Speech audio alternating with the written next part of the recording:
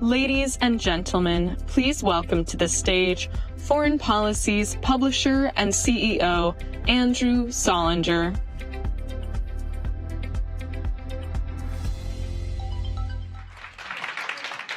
It's 5:30 on UNGA Wednesday, so we need to add a little energy in the room to lift us up. How are we doing today? Excellent. We're here to talk about a very important topic, and there's no joke associated with it. Non-communicable diseases are the leading cause of death worldwide, demanding earlier, smarter, and more integrated approaches to prevention and care. That's what we're going to talk about tonight. Tackling the NCD crisis requires partnerships that unite government, private enterprise, and communities to come up with innovative solutions. Just to list off a few of them so we're all on the same page: obesity, cardiovascular disease, lung, kidney health, Alzheimer's. This is a vast challenge, and we all need to buckle up to solve it. So on the eve of the high-level meetings, number 4 on NCDs, this is a chance to look at a forward agenda and what needs to be done. Few housekeeping notes. There are cards on your chair. The QR code on the red cards will lead you to the agenda and the biographies of the speakers. Please do click through and look at that. And if you flip them over, you can, by the way, on that page, you can submit questions to our panelists if you have any. And those who are watching online streaming can do the same on the live streaming platform. On the other side, if you flip it over, there's also a discount code for subscriptions to Foreign Policy. And if you've heard me say this before, forgive me, but in addition to getting all this great insight that we're about to give you over the course of the next few hours, you could get it all day long on our website if you're a subscriber to FP, and that helps sustain Foreign Policy. So we really depend on your subscriptions. Please do consider subscribing. By the way, we also have reporters on the ground here at UNGA writing a newsletter called SitRep, which is usually weekly and it's daily, covering all the activities and gossip at UNGA. So please do look on our site and subscribe to that and have a look. And finally, I would like to thank our partners, without whom this discussion would not be possible. Today's event is put on with the help of Boehringer Ingelheim, Lilly, Merck, Roche, and with support from Danaher Diagnostics, Pac Sapiens, and Siemens Healthineers. So with that, let's start with our opening session.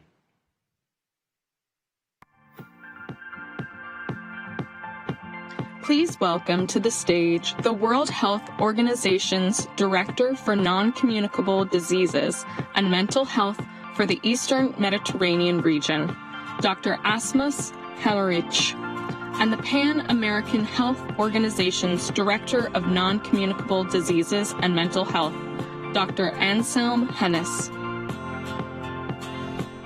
Gentlemen, thanks for joining us. We appreciate your taking the time out, and a great opportunity to get a regional perspective on how we work on NCDs. So really welcome the opportunity to talk with you both. Thank you. Thank you. Thank you. So NCDs don't grab headlines like outbreaks do. They kind of sit in the background, the silent killer. And I think it's excellent that we have you, as I mentioned, from your 2 different regions. From the Eastern Mediterranean region, Dr. Asmus Hellerich. You've worked extensively on NCDs over time and how to deliver them in fragile environments that are in the midst of conflict as well. It'll be interesting to pull on those strings. And from the Americas, Dr. Anselm Hennis, where bold policies like labeling of products, tobacco, taxation are setting global precedents. Would love to dig into that too. So I'd like to start by asking you each to share a concrete example of what you're doing in your region. Maybe I mention one for you that you think would be interesting to share with other parts of the world that are either in the room or online right now. And maybe Anselm could go first. Well, thanks so much, Andrew. Well, as you said, NCDs are a major challenge in our region. We lose about 6 million people a year through NCDs, 38% of the people who are young, less than age 70. And in addition to which, 240 million people, that's almost a quarter of our population of 1 billion, have at least one NCD in the Americas. Oh, my. Yeah, it's very, very significant. How does that compare to other regions? 25%. Probably very similar, I think. Indeed. But I think the problem in the Americas is probably the most obese and most sedentary region of all the regions of WHO. Now, a lot of the work that we have been doing has really been groundbreaking in terms of nutrition.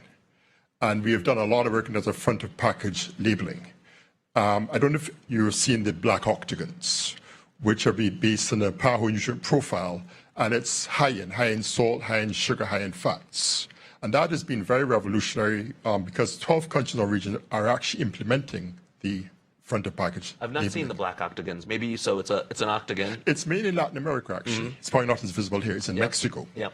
And actually, that has been quite revolutionary in terms of actually practices, in terms of purchases. But even more significantly, it's caused many companies to reformulate their products. So it's having another impact, not just informing the consumer, but informing the provider. Precisely. And we've also done a lot of work in terms of tobacco. South America, it's smoke-free in public spaces. Unfortunately, the measure that's most effective is actually tobacco taxes. Countries are not doing as well as we'd hope they would do in that particular space. Yeah. What countries are leading the charge? It's pretty universal. There are 4 countries in our region which are not signatories to the Framework Convention on Tobacco Control, but one, the United States, actually does follow the mandates. And there are 3 other countries that regard tobacco as part of their heritage, so to speak. So we're doing more there to try to see if we make advances in terms of smoke-free space at the very least. But we're also being dogged by other products. Juul, vaping, electronic livery systems. Indeed. So it's really trying to maintain the gains, not to lose the future of our youth to these other innovative ways of developing. It's a bit of whack-a-mole in that situation. Yeah, understood. It's fascinating. Thank you for sharing that. Asmus, how about for you in the Eastern Med? Well, thanks so much for having us here, and I'm delighted to interact here with all of you and the audience, hopefully, as well. So I think what's important to first state is that there's lots of commonalities in the diseases and the risk factors that we're facing globally and also in our 2 regions. And yet there's huge disparities and that is socioeconomic, that is the cultural, there's different epidemics. And in the Eastern Mediterranean region, out of our 22 countries that we're serving, almost half of them are currently in crisis. Yeah. And this, of course, determines our response, not only on injuries and infectious disease outbreaks, but also the risk factors and the non-communicable diseases, and then the whole afterload of mental health challenges. And this is why, perhaps more than in other parts of the world, we're looking at developing an interface between humanitarian response and the NCD standard work, and this is possibly a little bit special. But may I say again, there's a huge diversity in our countries. We have some of the richest and some of the poorest in the world in our 22, and Anselm's office is covering all the Americas, 35 countries plus territories. So we're really talking about the whole world in 2 regions. A big chunk of the world in 2 regions, absolutely. Could you give us a specific example, as Anselm had, of some of those, that maybe the humanitarian NCD interface, even if it's not, if it's conceptual and not in practice? Absolutely, and we're very happy about the fact that we were able in our office to develop a particular kit, which is a big chunk of drugs and equipment addressing the major NCDs and also mental illness to some degree, that has been developed out of an overall United Nations drug kit with a particular view to patients who suffer from chronic illness, and that has taken off over the last 7 or 8 years. First in the region as a delivery of a WHO drug and equipment catalog, the NCD emergency kit. This is a personal kit? Kit means there's, there's a number of drugs and equipment serving a population of 10,000 people over 3 months. Got it. So it's a big container or several containers, usually shipped out of our logistics port in Dubai in the United Arab Emirates. and then around the region and lately around the world. So this is a typical example of something out of necessity that we developed in the region with a lot of conflict, and that is now to be ordered by everyone really in every organization through the WHO Global Catalog as part of the humanitarian response. Interesting. In the Eastern Med, maybe you could tell us a little bit about how your countries are balancing NCDs versus communicable diseases. I'd love to hear how those compare to each other in terms of focus and dedication. Again, very interesting and very valid question, not easy to answer, because all ministries of health, and we were with several ministers in the UN building this morning, are of course acknowledging the load, the burden that they face. And this is where countries around the world have become more and more similar, that almost all of them are facing an avalanche of non-communicable diseases, including mental health conditions, because of aging populations and other societal changes and nutritional factors and environmental factors and so forth. So there wouldn't be a single minister of health in our region, and I doubt anywhere else in the world, that would negate the challenge and the importance of NCDs and mental health problems. And at the same time, we all know, and you know in the media, that oftentimes it's easier to talk about acute illness and disease outbreak. It makes headlines. Correct. It makes headlines, and that is a perpetual challenge. And so we need leaders and we need journalists with vision and interest who pick up those risk factors like tobacco, like drugs, like alcohol and so on that make people ill, and also put it up in the press and not just report when there's a new disease emerging. Can I ask, and forgive me for not knowing, or do you apply some of those same tobacco taxes, labeling in your region as Anselm does in his? Very much, and I think this is really the week of the year to talk about it, because we have fortunately now a global consensus, and this global consensus is reflected in global action plans for NCD prevention and control, the same for mental health, and political declarations at the top of the United Nations, the last one 7 years ago in this city, in the headquarters of the UN, and tomorrow we'll have the newest edition of it. And this is really a global consensus because it encourages all countries to basically look into the main disease group, main risk factors, and then apply so-called best buys for NCDs and mental health, which are revised and developed according to scientific evidence, but they do apply to all populations, and interestingly, to rich and poor countries alike, because most of the important interventions, such as taxation, don't depend on much money. They depend on political will and leadership and stewardship in a government to implement them. Thank you for sharing, and we need more time. This is such cool stuff. I want to move into digital tools and talk a little bit about that, and perhaps Anselm, you could share some practices, what digital tools help in the Americas that we might think about in other regions before I get as well. to digital tools, what I'm going to say, one of the very important things is primary health care strengthening. What we've recognized is that if you don't improve the quality of care that you deliver at primary health care, you're not going to make the impact you need to make. Right. So, for example, in the Americas, we've had the HEARTS initiative, which improves hypertension control.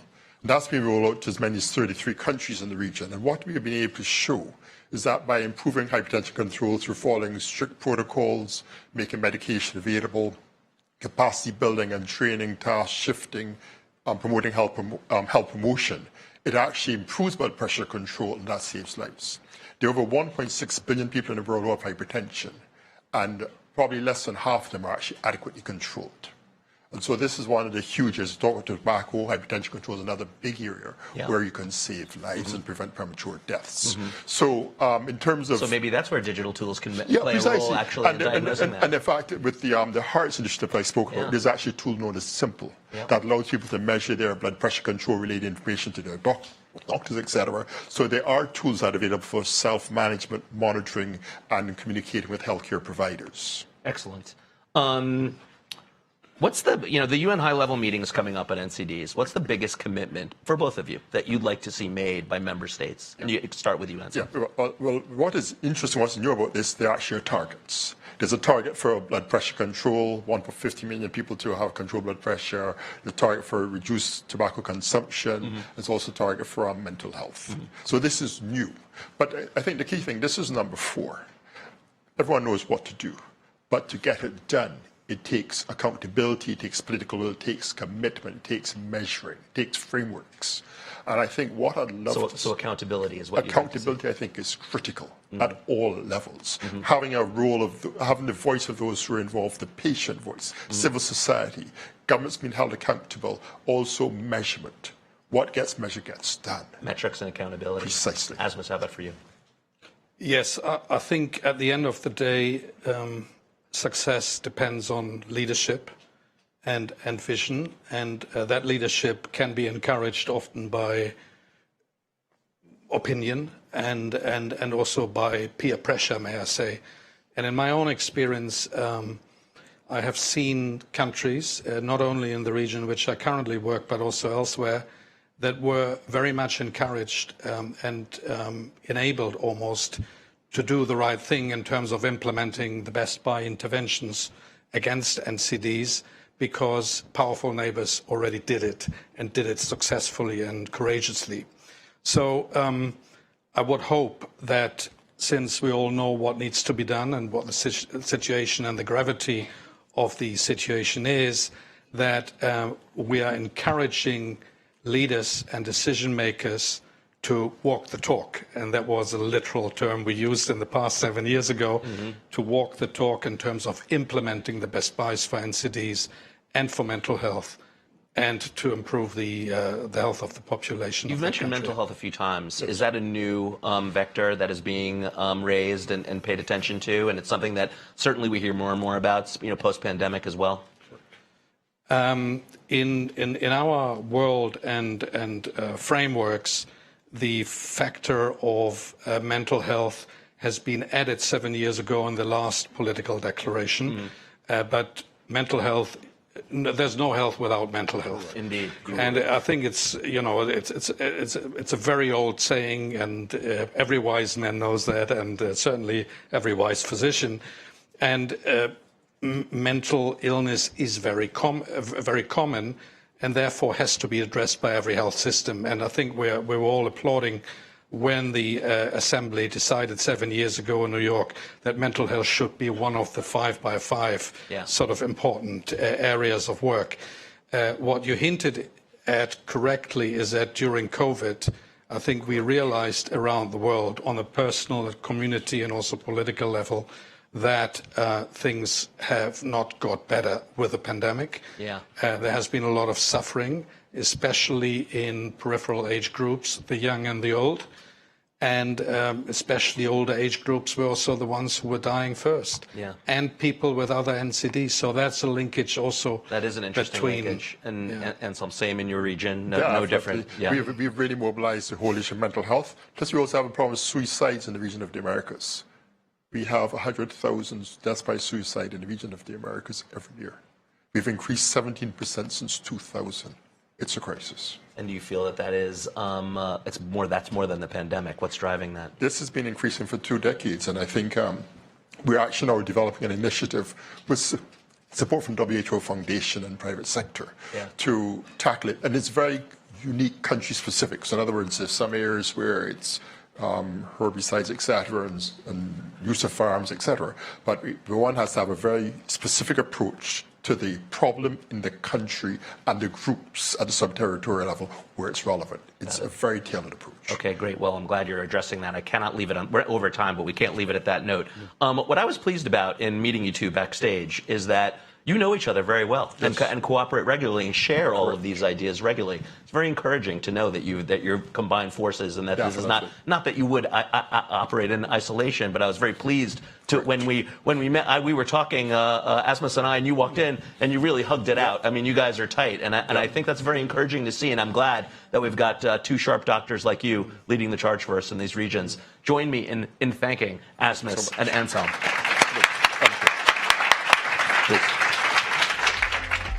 And now, please welcome City Cancer Challenge CEO, Isabel Mestres, Merck Vice President and Head of Social Impact and Sustainability, Dr. Kaylon Taylor-Clark, for a conversation with journalist Stacey Samuel. Thank you all for sticking around for this really great conversation. And maybe we'll hug it out afterwards. Yeah. You may want to after you hear these incredible women.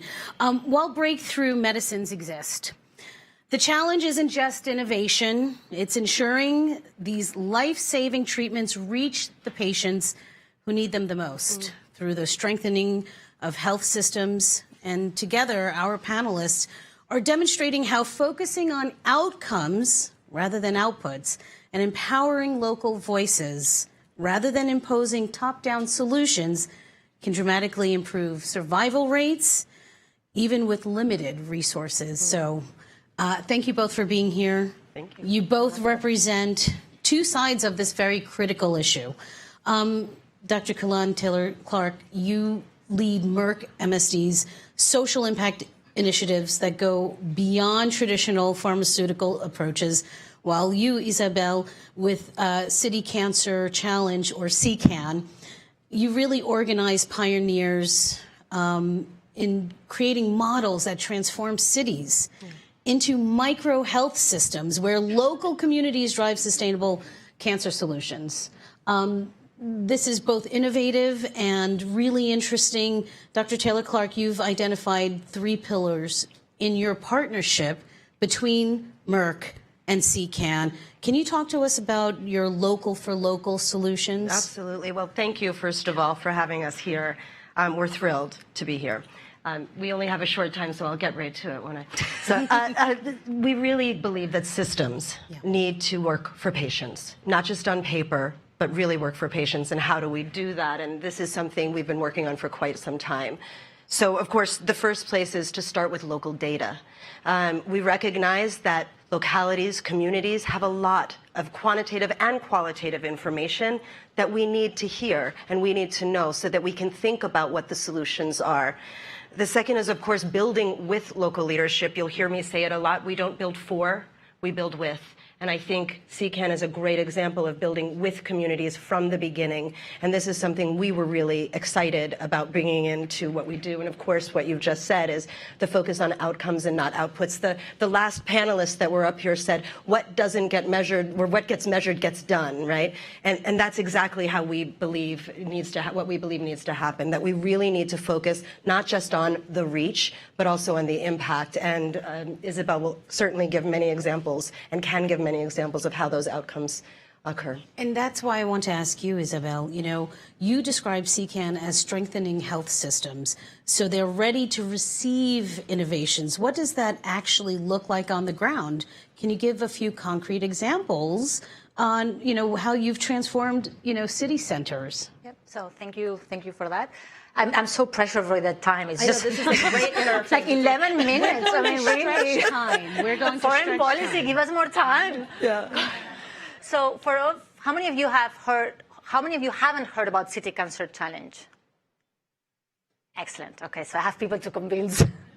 So we are, the cancer is very complex, and it has to respond from a systemic approach. So you cannot do screening. Because if you do screening, but then that person doesn't have access to diagnostics, doesn't have access to treatment, well, then that person is going to go home thinking they have cancer, perhaps not, but they cannot afford anything else. So you cannot solve, you're going to have a medicine. If you're not going to find the right patient at the right time for that medicine, because maybe the patient is too late in the system, so that medicine is not anymore worth it. So what we're doing is we have to come with a systemic response. But a patient doesn't navigate in a country. A patient navigates from a rural to the city. That's the environment we're working. So basically what we're doing is simplifying the health system in the the smallest viable product. And that is a city territory. So don't think about the city as a mayor. It's basically the territory. And that's where we can see the whole journey of the patient, and we can tackle how we get them quickly to the system. Okay. Then once they're in the system, how they get referred. Then how do they get the proper pathology, then the diagnostic, then the confirmation, then the treatment. And then we start seeing the bottlenecks and address it with the local stakeholders. And that is actual action. And then that action then is from practice, then we elevate it to a national level for policy change, but based on the local context, because all these global resolutions are great, but think about it. They're basically mainly led by high-income countries who have a lot of staff that can input a lot on those resolutions. Yeah. So then it doesn't really match and doesn't get translated. So that's why cities is an incredible model. And very quickly, for the example, Kigali. So we did. So you understand the full work that we do. We brought the right people together. So it's national government, local government, city government, directors. In the country of Kenya. In Rwanda. This is Rwanda. Rwanda. So we brought like the In which directors. city? Kigali. But that's Kigali. It's not just Kigali because there's 2 centers outside of Kigali. So we're flexible. We adapt to the environment. So it's not the city. It doesn't have to be the definition of cities. Whatever is the city for that population. And then basically we bring the directors of the hospital, public and private, because this is a public-private solution, cannot be so. We bring civil society, we bring the academia, we bring the transportation, we bring the reimbursement system to start working together. They've never worked together, at least for cancer. Right. And then we create communities of practice around the pathology, the surgeon. They don't collaborate. And then with that, we generate the data, and then we come up with the solutions with them. So we did quality guidelines and protocols for breast and cancer and cervical cancer. Then we did training on multidisciplinary team. And after that training, exchange programs. Then we start establishing a patient navigation program. And then on that, then we put a digital tool. So for the first time, suddenly, the city could understand where were all the bottlenecks on the referral. So in that lab, it was taking 6 months. In this other lab, 2 weeks. And with that data, you can then activate and have an efficient system. So we managed to reduce time from diagnostic to treatment from 89 days to 28 days in just 8 months. And that's when you work at the local level with the local people. That's amazing. Isabel, you mentioned reducing diagnostic to treatment time. Kelan, how do these kinds of outcome metrics change how pharmaceutical companies like Merck, MSD, think about their social investments? Yeah. Well, you know, it's interesting because we've started with a lot of outputs. So where we come in terms of our social investment often is the people reached, the number of patients reached, the number of healthcare workers that have been trained or provided information. But the outcomes are really where we want to be and where we want to put our money. And that makes it much more complex, of course. The reach is one thing, but then getting the output is another thing. And so it was interesting because we just came out with, in the Institute of Health Economics, we have an actual report. It's out there on women's cancers. If you haven't seen it, we would love for you to go see it, on transforming recommendations that impact and advance women's cancer care. And one of the areas that was so interesting to me was looking at this iceberg image and thinking about the iceberg on the top and understanding all of the access barriers that patients are facing. We know they face transportation issues, they face cost barriers and the like. That's above the ocean, above the water.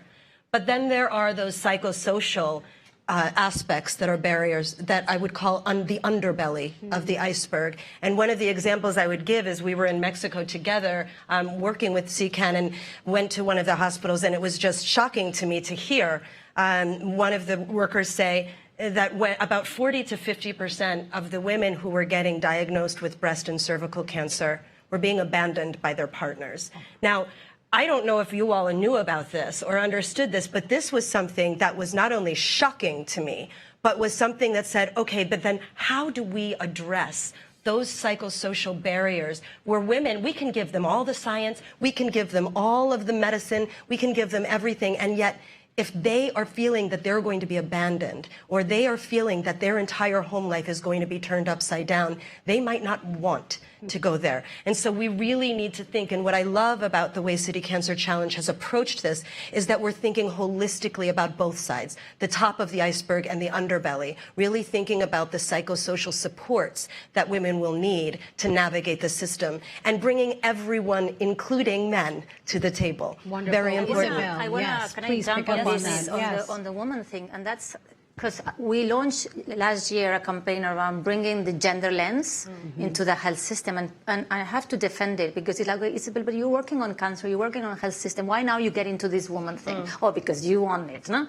No, because there is evidence that because you are a woman, and because the system has been defined by men, because they're mainly in the leadership position, women have additional difficulties just because of the woman. So if we want to address the health system, we need to embed also the gender lens. So in our cities now, we're embedding the gender lens across all the initiatives. And also, and I'm sorry. No, please. The thing Do is not apologize. the outcomes. This is, I mean, we're stretching time here to make time. The outcomes is super important. And it's not, of course, we have a very good partnership, but what I like about the partnership is the long-term partnership.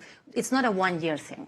Because if we want outcomes, how on earth are we going to have outcomes in 1 year? I'm going to give you outputs, but also it's not transformative. And there is a pressure, I don't know, many of you of civil society, government, we are pressured by donors, let's put it that way. We're pressured by donors for quick wins. And no, that's not transformative. And we've been throwing a lot of money on things that, yes, give us fancy numbers. And like screening, super important. But it's not only that. But screening is like, it's good. And that's a lot of money going to screening, because it's, I don't know, 100 women, you have the data, 100 the fact, 100 women screen, and 10 women suspicious. Fantastic for the brochure. But that doesn't save lives, because that woman needs the whole system. So if we want to transform everything, it takes, for the health system transformation takes a lot. And I think that as a society, we need to start thinking long-term. We have long-term partnerships, because they understand, if we want outcomes, we understand that this is a long-term commitment. And that, of course, we need to have the quick wins, because we need to get the government, the government is always moving. We need the quick wins to keep everybody engaged and motivated. But if we want to strengthen the health systems for good, we have to all have a long-term vision. And just on that, I started my career in community-based participatory research, and I always remember when we had NIH funding that we would get 1 year of funding to go into communities, to quote-unquote transform communities. And that would never build trust. And that is such an important aspect of the work, especially that CCAN is doing, is the building of the trust with communities, so that then we can work with them. So anyone that is a donor here, anyone that's thinking about trying to transform these systems, please give it time, because that's so very important as we think much more and holistically about shifting these systems. Right. And so, Isabel, I would imagine that this is in part why CCAN, you're in 16 cities.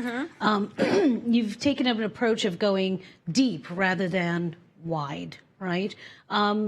So, Kelan, from an investment perspective, how do you evaluate the potential for scaling these intensive, localized approaches? So one of the areas which we were just talking about is having enough data and evidence in all of the cities in which, for example, CCAN is operating, to then get what we would call evidence base, right? And so then we can pull from all of those exemplars, regardless of where the cities are. It's really not about what city we're going to and when. It's really about what are the aspects of those cities, what is the learning that we can get from those cities, and then how do we bring that together to then scale, to either replicate or scale those programs. And so that's what's really important to us as we think much further down the line.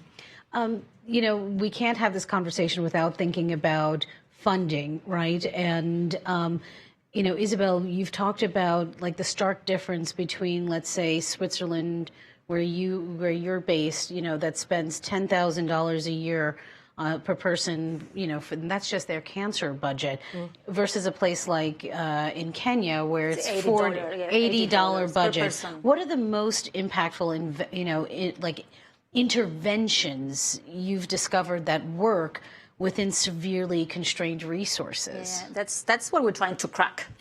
And that's the problem of why we're going deep, because we want to generate exactly that evidence. And I think that the first thing is listen. listen to the local stakeholders and understand what are the gaps and work with them to solve that. Because what works in one place is not going to work, because exactly what works in a 10,000 annual budget per person is not going to work there. But I think we have to build on the fundamentals, and it's like people want to jump to AI before having the processes. So it's the same. So what we need to start building is the fundamentals of cancer, making sure that we're standardizing quality across the city, that there is care, that there is the guidelines, that there is the protocols, that there is the MDTs, that there is the processes being flowed where everybody, at least to know how patients navigate in that city.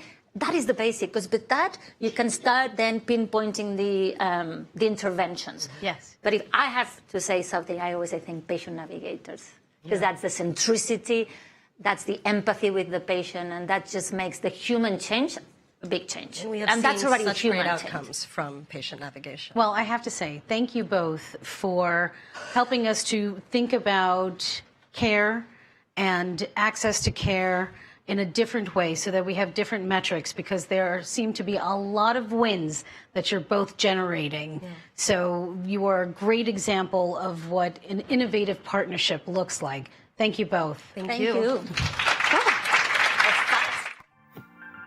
Please now welcome to the stage Siemens Healthineers Managing Board Director, Elizabeth Staudinger.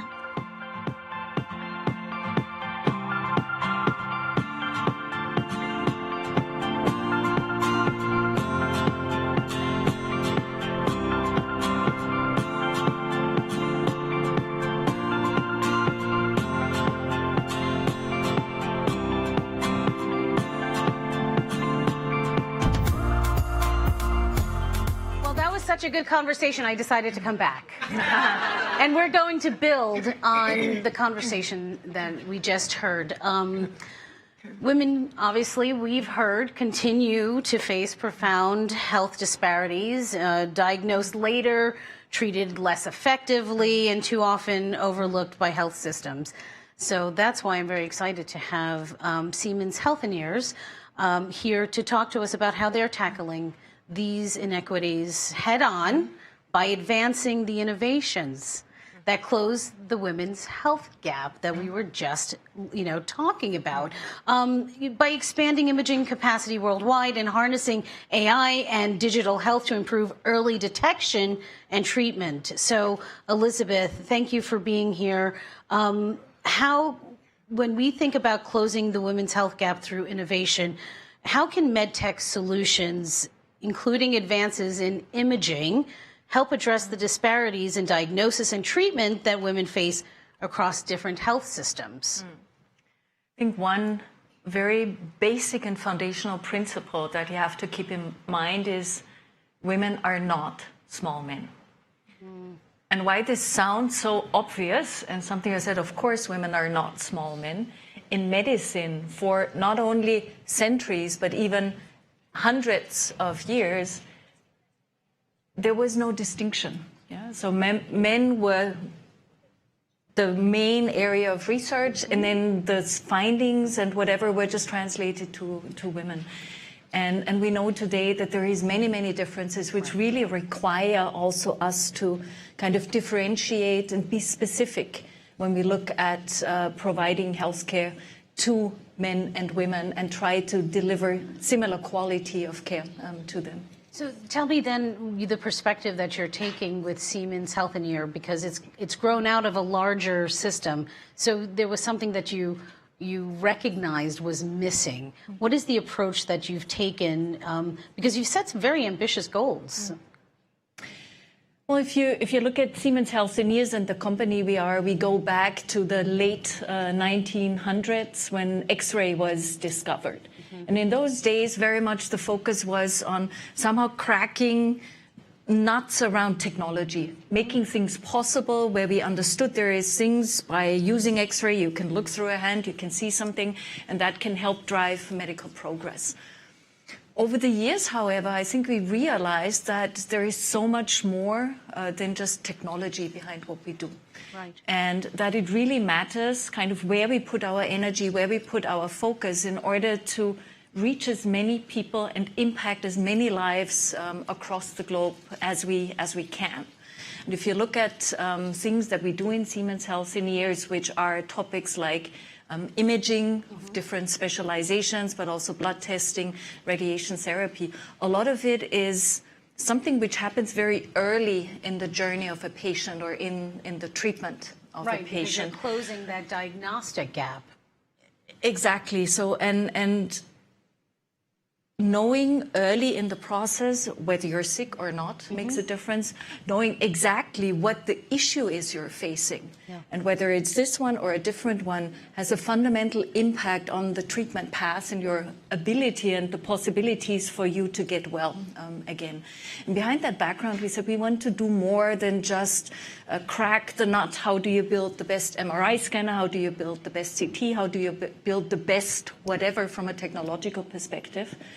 And we set out on a journey to say we want to touch 3.3 billion patients by the year 2030 and thereby really improve access to medical care and healthcare. So can you talk a little bit about, Siemens Health and Years fostering global collaborations to meet that goal? You talk about detection of conditions such as breast and cervical cancer, which is a focus.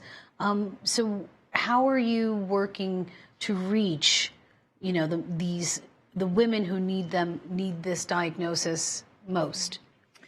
And if you look at breast and cervical cancers, both cancers affecting women and very disproportionately affecting women in low and middle income countries. Right.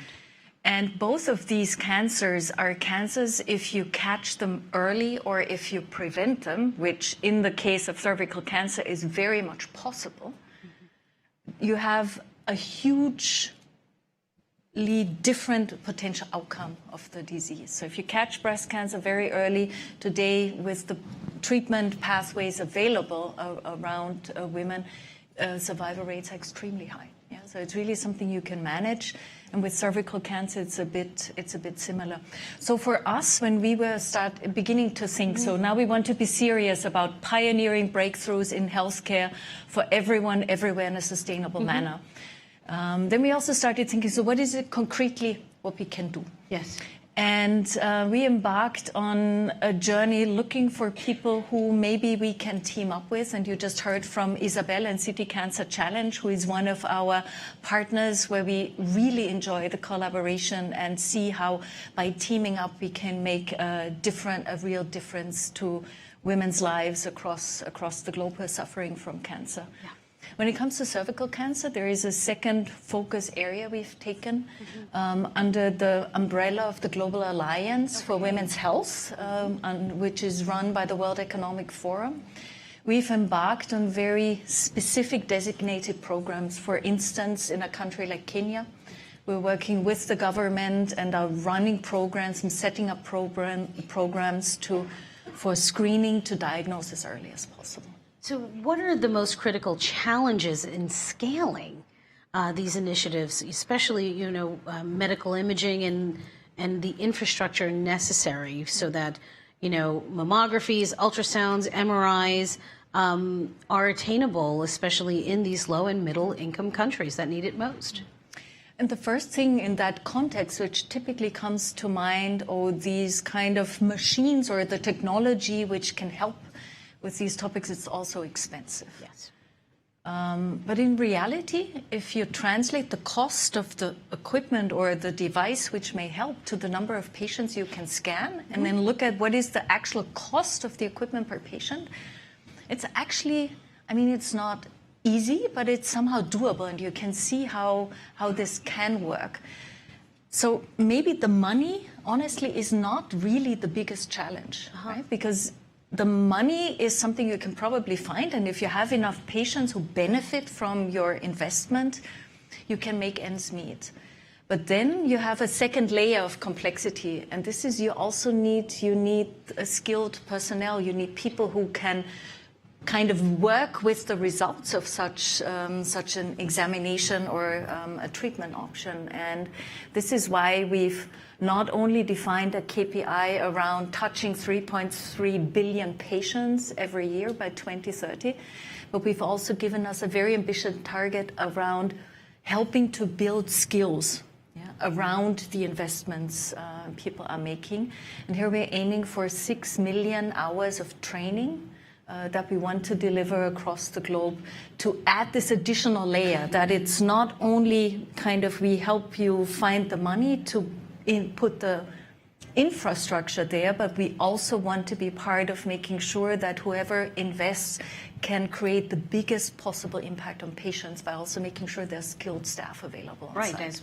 as we just heard, the benefit of having nurse navigators just to navigate the system as the infrastructure is being built. So therefore, you know, that's an incredibly ambitious goal, one that needs to be tackled. What role can governments and philanthropy and industry partnerships, you know, play in expanding this equitable access to these innovations and imaging technologies?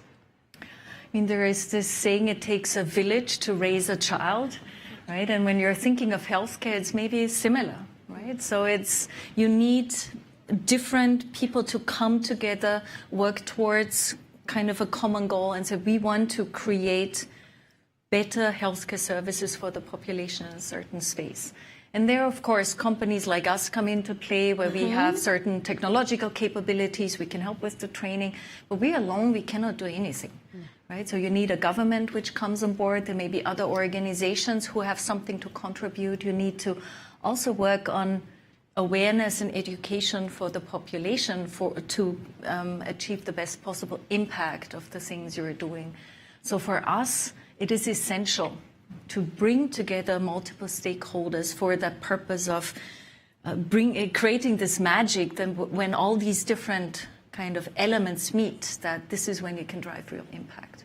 And, you know, as this global village is being built, you also are preparing and laying the groundwork for innovations like artificial intelligence and AI.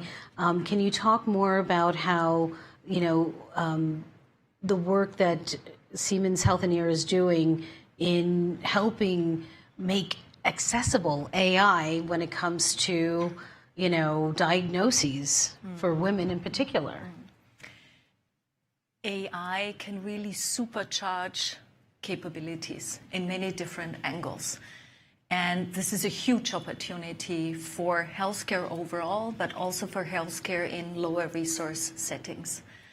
There is, if you think of how you can deploy AI in that medical imaging, but also in general in the medical space, there is an angle around, and this is typically the first thing which comes to mind, you want to make the resources you have more efficient. So you want to have the possibility to have more patients benefit from the same technology because you can automate some of the interpretation and some of the reading. But then there is additional angles. There is opportunity to improve the quality of the diagnosis, right? Because by avoiding errors, by kind of double checking with maybe what a radiologist may see and confirming, overlaying it with insights of the artificial intelligence, you can really elevate the quality of the diagnosis. And once you get to this, and this is where the lower resource settings come into play, you can also then maybe compensate for not having experts about everything everywhere, right? Because the AI can help you somehow bridge that skills gap, which exists in many places, right, especially in the lower resource settings. That's true. I mean, just to imagine the possibility seems like we would be remiss not to even try.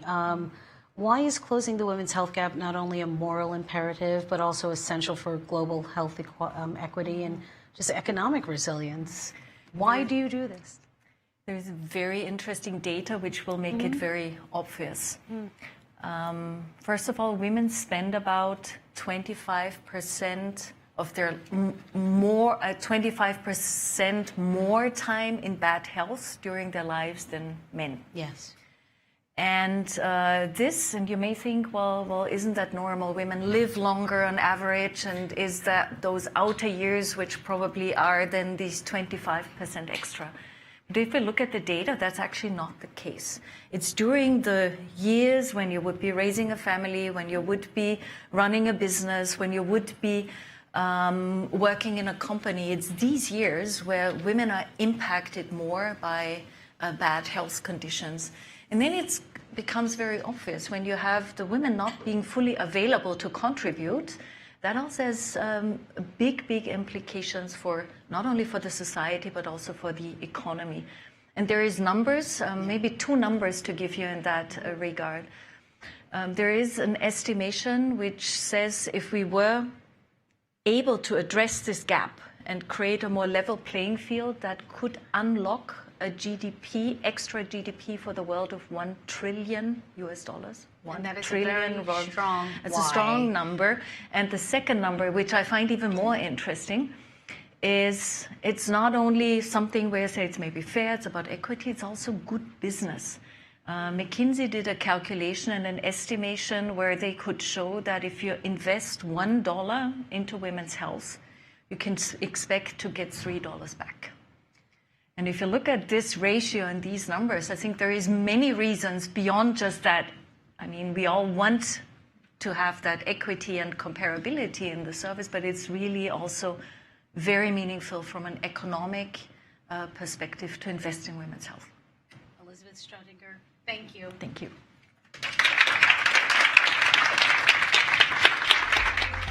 Please welcome McKinsey Health Institute Partner and Global Executive Director, Erica Hutchins-Coe, for a conversation with FP's Andrew Zollinger.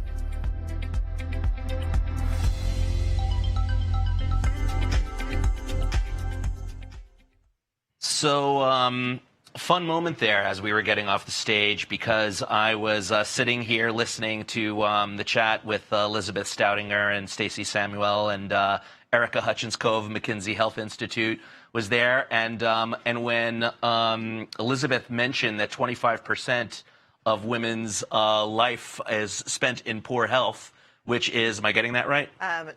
Of women spend 25% more of their life in poor quality health than men. Mm-hmm. And Erica goes, that's our data point. She's using our data point. It's out there in real life. So I think that's great. Yeah. That's not what we're here to talk about, though, with Erica. So we're not going to be redundant. We're going to work on a new data point. No, we're here to talk about the new case for brain health.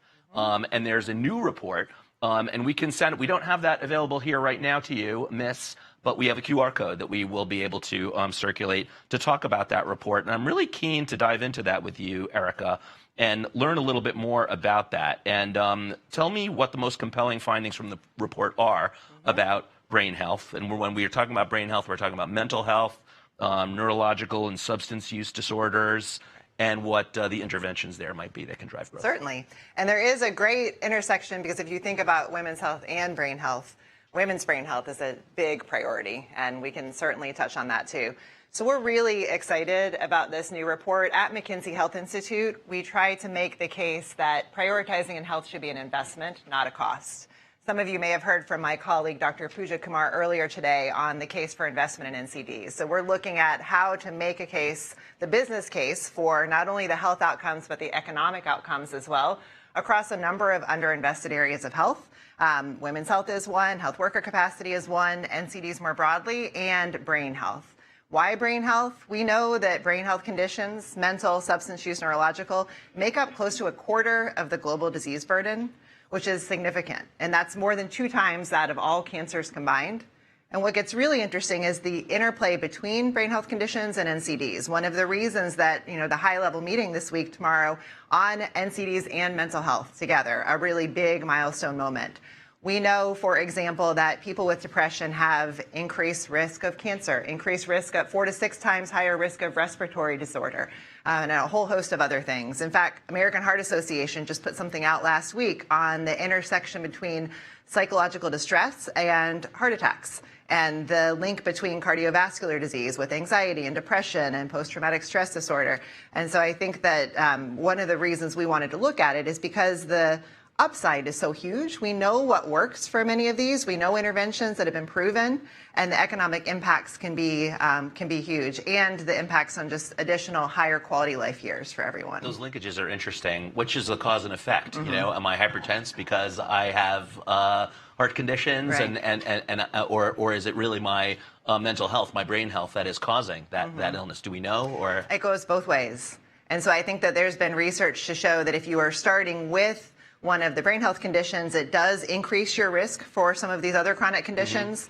But also, if you develop a chronic condition, then it increases your risk for some of these behavioral health conditions. And one example, when we think about the onset, so unlike most chronic conditions that aren't brain health related, you think about when does it hit, the peak is usually in your 50s or 60s for the majority of chronic conditions. With brain health conditions, the peak of the disease burden often is happening in mid-20s or early 30s. So 75% of all mental disorders are occurring by the age of 24. Then you add on to that the co-occurring associated chronic conditions, and it's a whole life of years spent in poor quality health that can be avoided if we simply scale what works. So what works? What do we need to scale? Maybe we could kind of open that up a little bit. I think one of the things we've done with this new report, and it comes with a data interactive where you can actually go in and adapt and work through the data across regions around the world, and you can size the disease burden associated with brain health and NCDs, but also the potential boost in GDP and the potential health outcomes. How are we adjusting and improving disability-adjusted life years? And what's exciting about it is we see if we take existing evidence-based interventions that we know work for brain disorders and scale those, so kind of just the table stakes of let's just use what we have today, even though we know innovation is great, you could achieve $6.2 trillion by 2050 in annual GDP improvement. And this comes from things like decreased sick and disability days, decreased burden on the informal caregiver workforce out there who right now have rising rates of youth mental health needs, and they're caring for parents with increasing rates of dementia. You have decreased health expenditures because of savings, and they continue. And I think to your exact question of, well, what's one example? Was at some really interesting discussion earlier today for our 1-year milestone of the Coalition for Mental Health Investment, where we're trying to bring a number of different cross-sector funders together. And a big topic of conversation was the potential around the concept of task sharing, which is training up lay workers in mental health skills.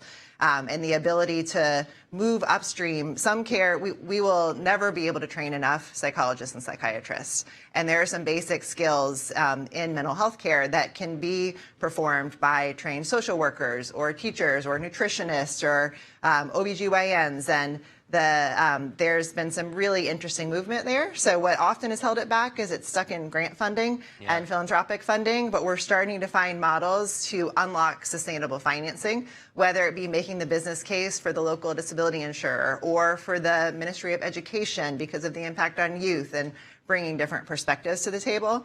So I think there's a lot of potential. So what's the most, I'm going to keep drilling down on interventions. What's the most cost-effective, scalable intervention?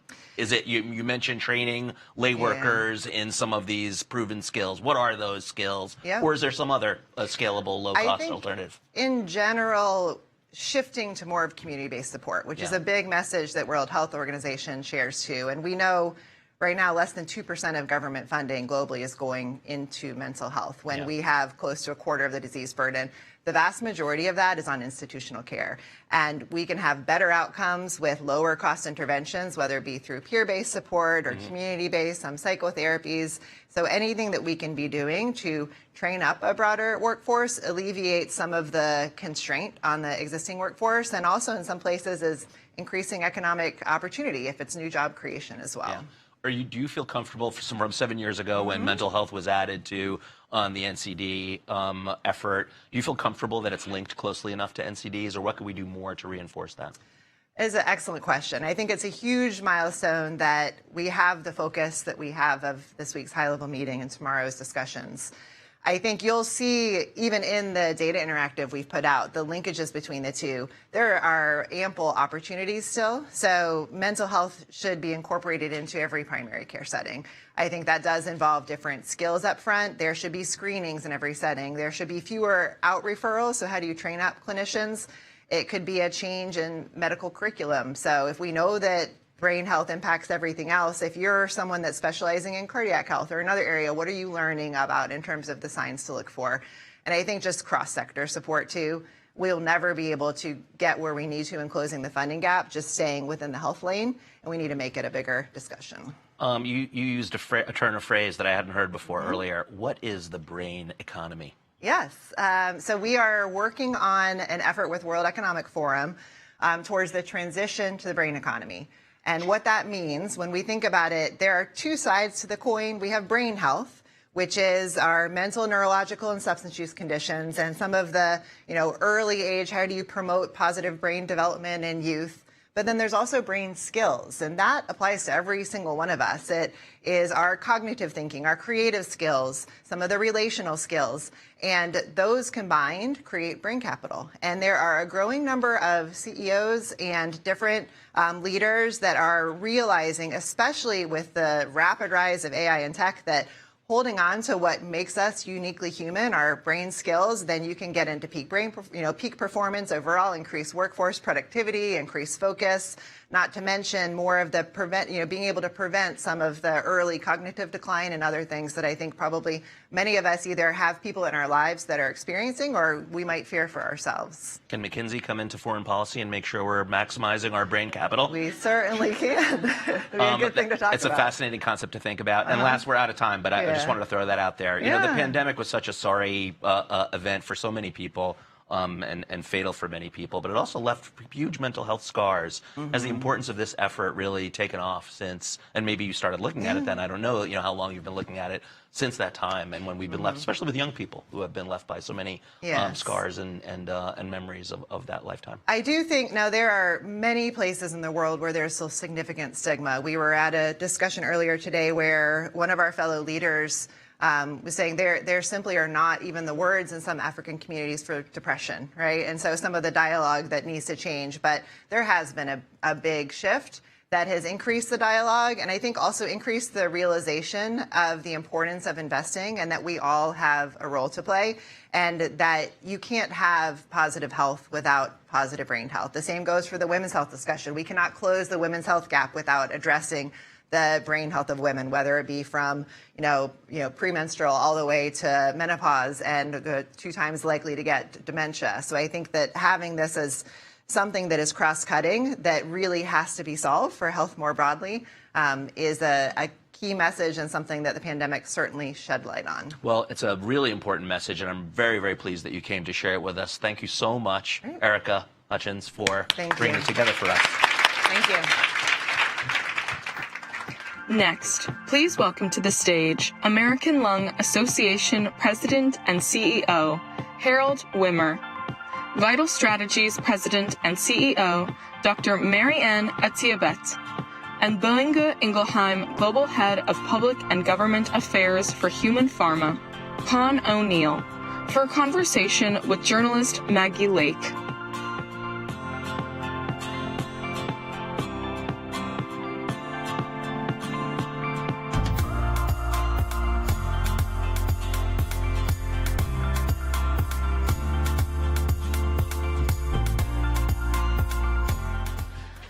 Hello, everyone. We are going to just pick up that fantastic energy from the previous panel and focus on another very important, vital part of our healthcare, and that is lung health. Literally something that is vital to our existence and our healthy brains, in addition to everything else. And it's fair to say not all parts of lung health are it's under focused on, and not all parts are treated equally. So we're gonna dive into that and try to figure out why and what can be done about that. Con, I want to start with you first. And pulmonary fibrosis is a perfect example of that, a poster child of that. Why does it present such a particular challenge when it comes to NCDs? Well, I think the thing that's very interesting about pulmonary fibrosis is, depending on different countries' policy terms and definitions, sometimes it's seen as a rare disease, other times it isn't, and that's because it fits in this kind of special in-between space. Quite a lot of people live with it, and when you're diagnosed with it, you have an incredibly high mortality rate.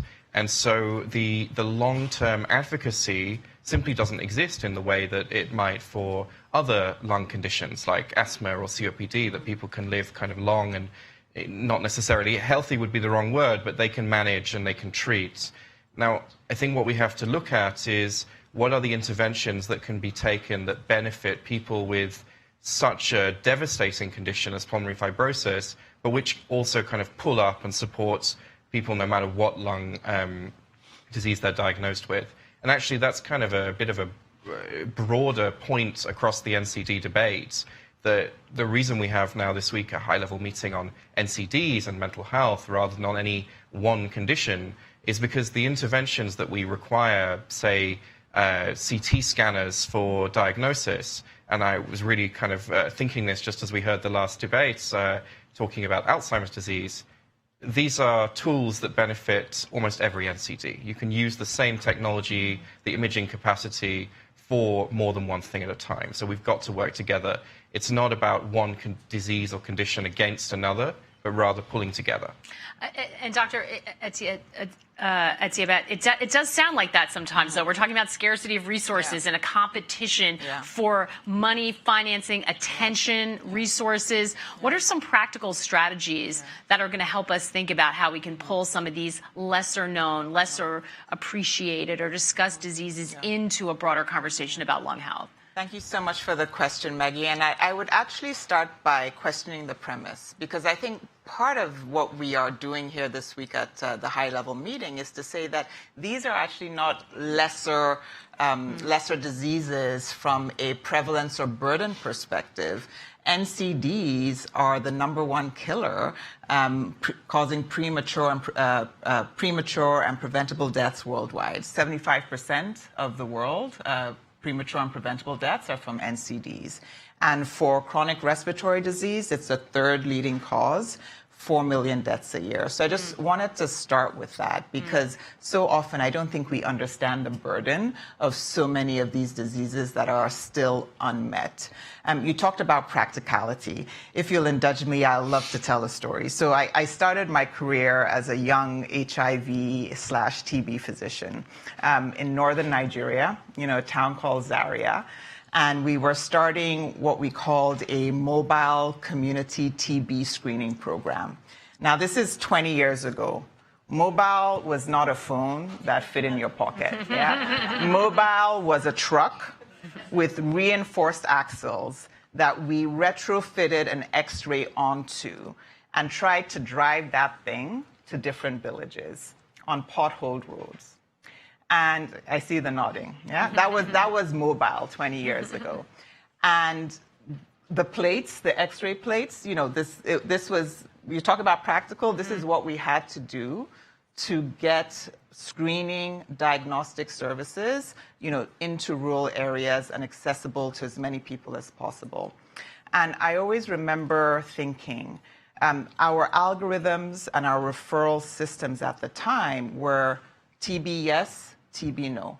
If you had TB, there was a clinic you could go to and get treatment.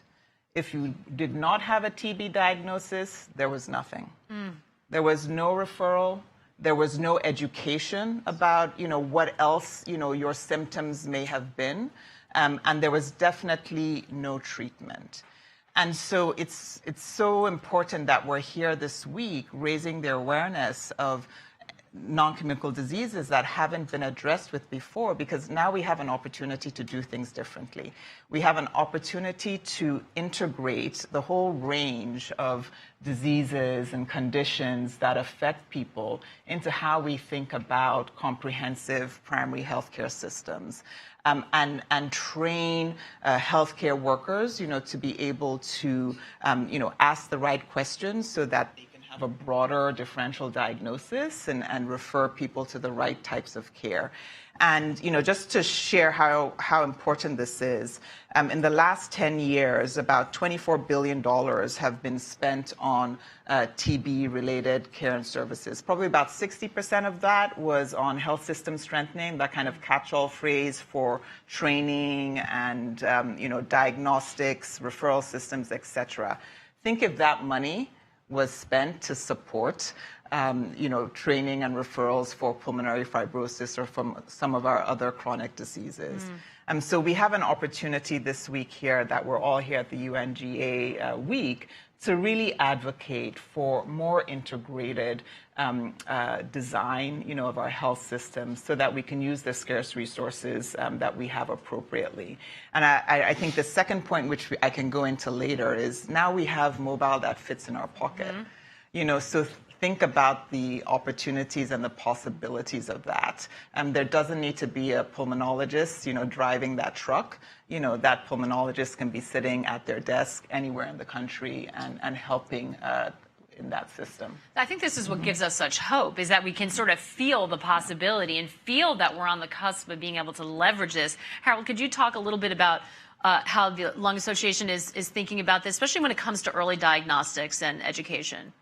Yes, and the American Lung Association, first off, playing off of my colleagues here, is that we truly believe that lung disease, including pulmonary fibrosis, needs to be elevated as a public health priority, both in the U.S. and also globally.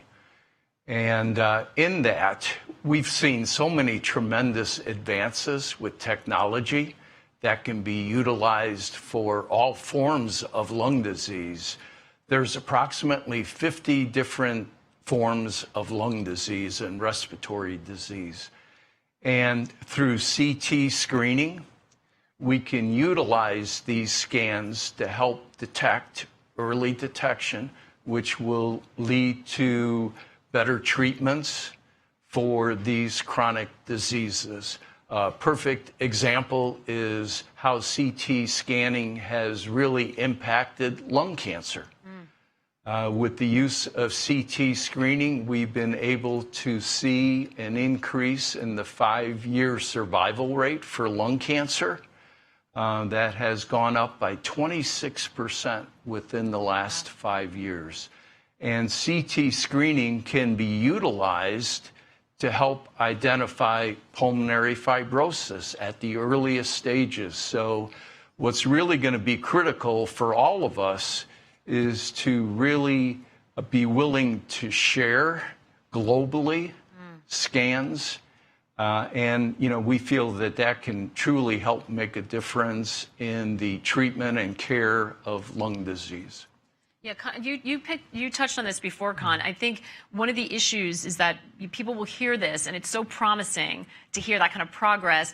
But we know that when it comes to a governmental level, competing resources, they will say, I like that, but I have this immediate need in front of me. How can we talk about something like that, especially something that is proven to be so effective in terms of competing priorities, spending priorities? Well, I think when it comes to policy terms, we can't ever get away from the fact that there are choices to make, and you choose what you invest in, what you do, and the result you're trying to get to. Now, a disease like pulmonary fibrosis, and pick up on the contrast that Harold made to lung cancer, I think we mobilize all resources towards lung cancer. As Marianne said, we've chosen to invest in tackling TB, but this is one of the diseases which disproportionately leads to death. So, take my home country, the UK, a very small fraction of a percent of people in the UK will be diagnosed and live with pulmonary fibrosis, but it accounts for 1% of deaths in the country. Now, that might not sound kind of a huge amount, but actually 1 in 100 people dying from this disease that most of us have never heard of, that deserves mobilization. Now, we need policymakers, first of all, to be aware of the condition. We don't need them to be experts in it, but we need them to then take the decisions and make proactive choices. And so that's why I think with partners like Vital Strategies or the American Lung, we are able to push it up the agenda and say this is actually a matter of life and death. And it's crazy to think that it could come down to something like awareness. Yes. And you said 1% in the UK. I don't know how many other countries know that number. I would say the majority of countries in Africa, maybe many countries in Asia and even Latin America have no idea how many people in their population are dying from pulmonary fibrosis. And one of the reasons for that is because many of these foundational data systems don't exist. In many countries, only about 50% of births are registered. Less than 20% of deaths are registered, and so we have no idea what people are dying of. And so I'm so glad you mentioned, Khan, some of the work that Vital Strategies is doing is because we support governments in getting that essential foundational data that supports data-informed, evidence-based decision-making about how to spend scarce priorities. Because if you don't know that number, you can't raise awareness and you can't make the right justifications, as Khan said, for spending your scarce resource dollars. And so, I think one of the things that, again, is exciting, this is not 20 years ago, there's so many tools we can use to better understand cause of death. And so to better inform the policy process. And as we, I think Isabel was saying in an earlier session, as we think about leapfrogging to the future with all of these new technologies, we do need to make sure that we're actually have stable and strong foundations, because even that game leapfrog, you have to lean on something to jump over it. So those foundations need to be strong. Yeah, what we hear often when you're talking about data is if you can't measure it, you can't manage it. But if you are not measuring it, you can't even attempt to make any strides in a way that's going to be sustainable. Harold, one of the other issues that comes up is how can we tackle this and give attention to these to lung health, so the broader lung health, without straining the infrastructure when we already know it's under pressure and still recovering, by the way, from COVID. And whether we talked about healthcare workers before, the infrastructure itself. How can we do that? I mean, there is the stress on the infrastructure, on the public health infrastructure, I would say. But what's really key, and I believe that the recent World Health Organization resolution on lung health really hit the nail on the head when one of the components was that we need to bring lung disease, lung health to the primary care physician, to that level, to help raise awareness, so that, because they are the front line, they are the healthcare providers that are working directly with the patients. And, if we can better educate them in terms of the use and the power of CT scans, we really believe that can help make a difference. And with the CT scans, I mean, it's not only identifying the lung disease, the various forms, but it's really analyzing the biomarkers that can really help lead to better use of AI for diagnostics, but then also in terms of research for the advancement of new treatments for pulmonary fibrosis and other lung conditions. Absolutely, and this is key, and we're a lot of promised lives. Connie, we're going to say something? Yeah, I was. So we're going to pick up on your point, Harold. I mean, we absolutely agree with the lung resolution, the push out to primary care. One of the policy interventions that we would call for is, not only to allow diagnosis in primary care, but the initiation of treatment, because so often people are receiving the kind of word that you might have something. Pulmonary fibrosis is very hard to kind of precisely diagnose initially, and so people can wait many months or even years to kind of get to that final decision of what is it that's causing this kind of lack of lung capacity. And even in some very high-income countries in Western Europe, you have a situation of waiting a long time for an appointment with a very particular type of specialist who can initiate treatment. Now, of course, that's then amplified even further when you reach a developing country that doesn't have the same workforce breadth. Yeah, that's a fantastic point. Again, a common thread through all the conversations, let's pull it earlier, make that early investment, prevent a much higher, worse outcome at a much higher cost later when it's already to the point where it's a serious disease. We're, believe it or not, almost out of time. I feel like I'm learning so much during this session. Could you leave us all with a message to policymakers What needs to happen to try to scale this? Because there is so much possibility. We sort of know what needs to be done. Once again, it's a matter of implementing it. What should they be mindful of? So I think the first things first, we do need to finance health. I think there is a strong recognition that budgets are hurting and funding has gone down. And so we do, especially I think for low and middle income countries, how can they mobilize domestic resources? And health taxes, on harmful commodities is a solution, that has been shown to be proven at scale. And that can support 40% of many health budgets in low and middle income countries. And then once we have the funding and the financing, we can use the data to design the systems. And I think, we've heard how important primary health care is, how important focusing on that front door, training healthcare workers, raising awareness with patients, and creating access, at that early primary healthcare level, which I think is important. Harold, briefly. I would say from a policy front, we need to assure that everyone has access to quality health care. I mean, it's so critical that there's equity in terms of receiving medical care, and then also that we really promote collaboration among all NGOs, government and private sector, which is all key. Yeah, and we hope we're in an era where we are sharing more of that data where possible. Right. Khan? Well, my message to policymakers, and I see some faces I recognize from missions and delegations in the room, would be, first of all, implement that lung resolution that Harold alluded to from the World Health Assembly this year. It talks about the breadth of interventions needed for lung health, but it does call out specifically pulmonary fibrosis. And perhaps kind of most importantly in this week, implement the high-level meeting and the recommendations that come through, and implement it in such a way that it benefits people living with every single NCD, including one like pulmonary fibrosis, which in itself is relatively rare, but the impact on the individual is so significant that we can't afford to miss it. And I'll just say my takeaway from listening to all of you, which gives me a lot of hope, is that there are solutions possible. Progress can be made rather quickly if we can focus the mind, get the right policy, and get the needed financing in. And we know it's out there. So if we do that, then there's a lot of hope, which I appreciate hearing. Thank you all so much. Thank you. Please welcome Unite Parliamentarians founder and president, Dr. Ricardo Baptista Leite. UNGA80 chairman of the board of managing directors and head of human pharma, Shashank Deshpande, and International Society of Nephrology president, Dr. Marcello Donelli, for a conversation with FP's Andrew Solinger.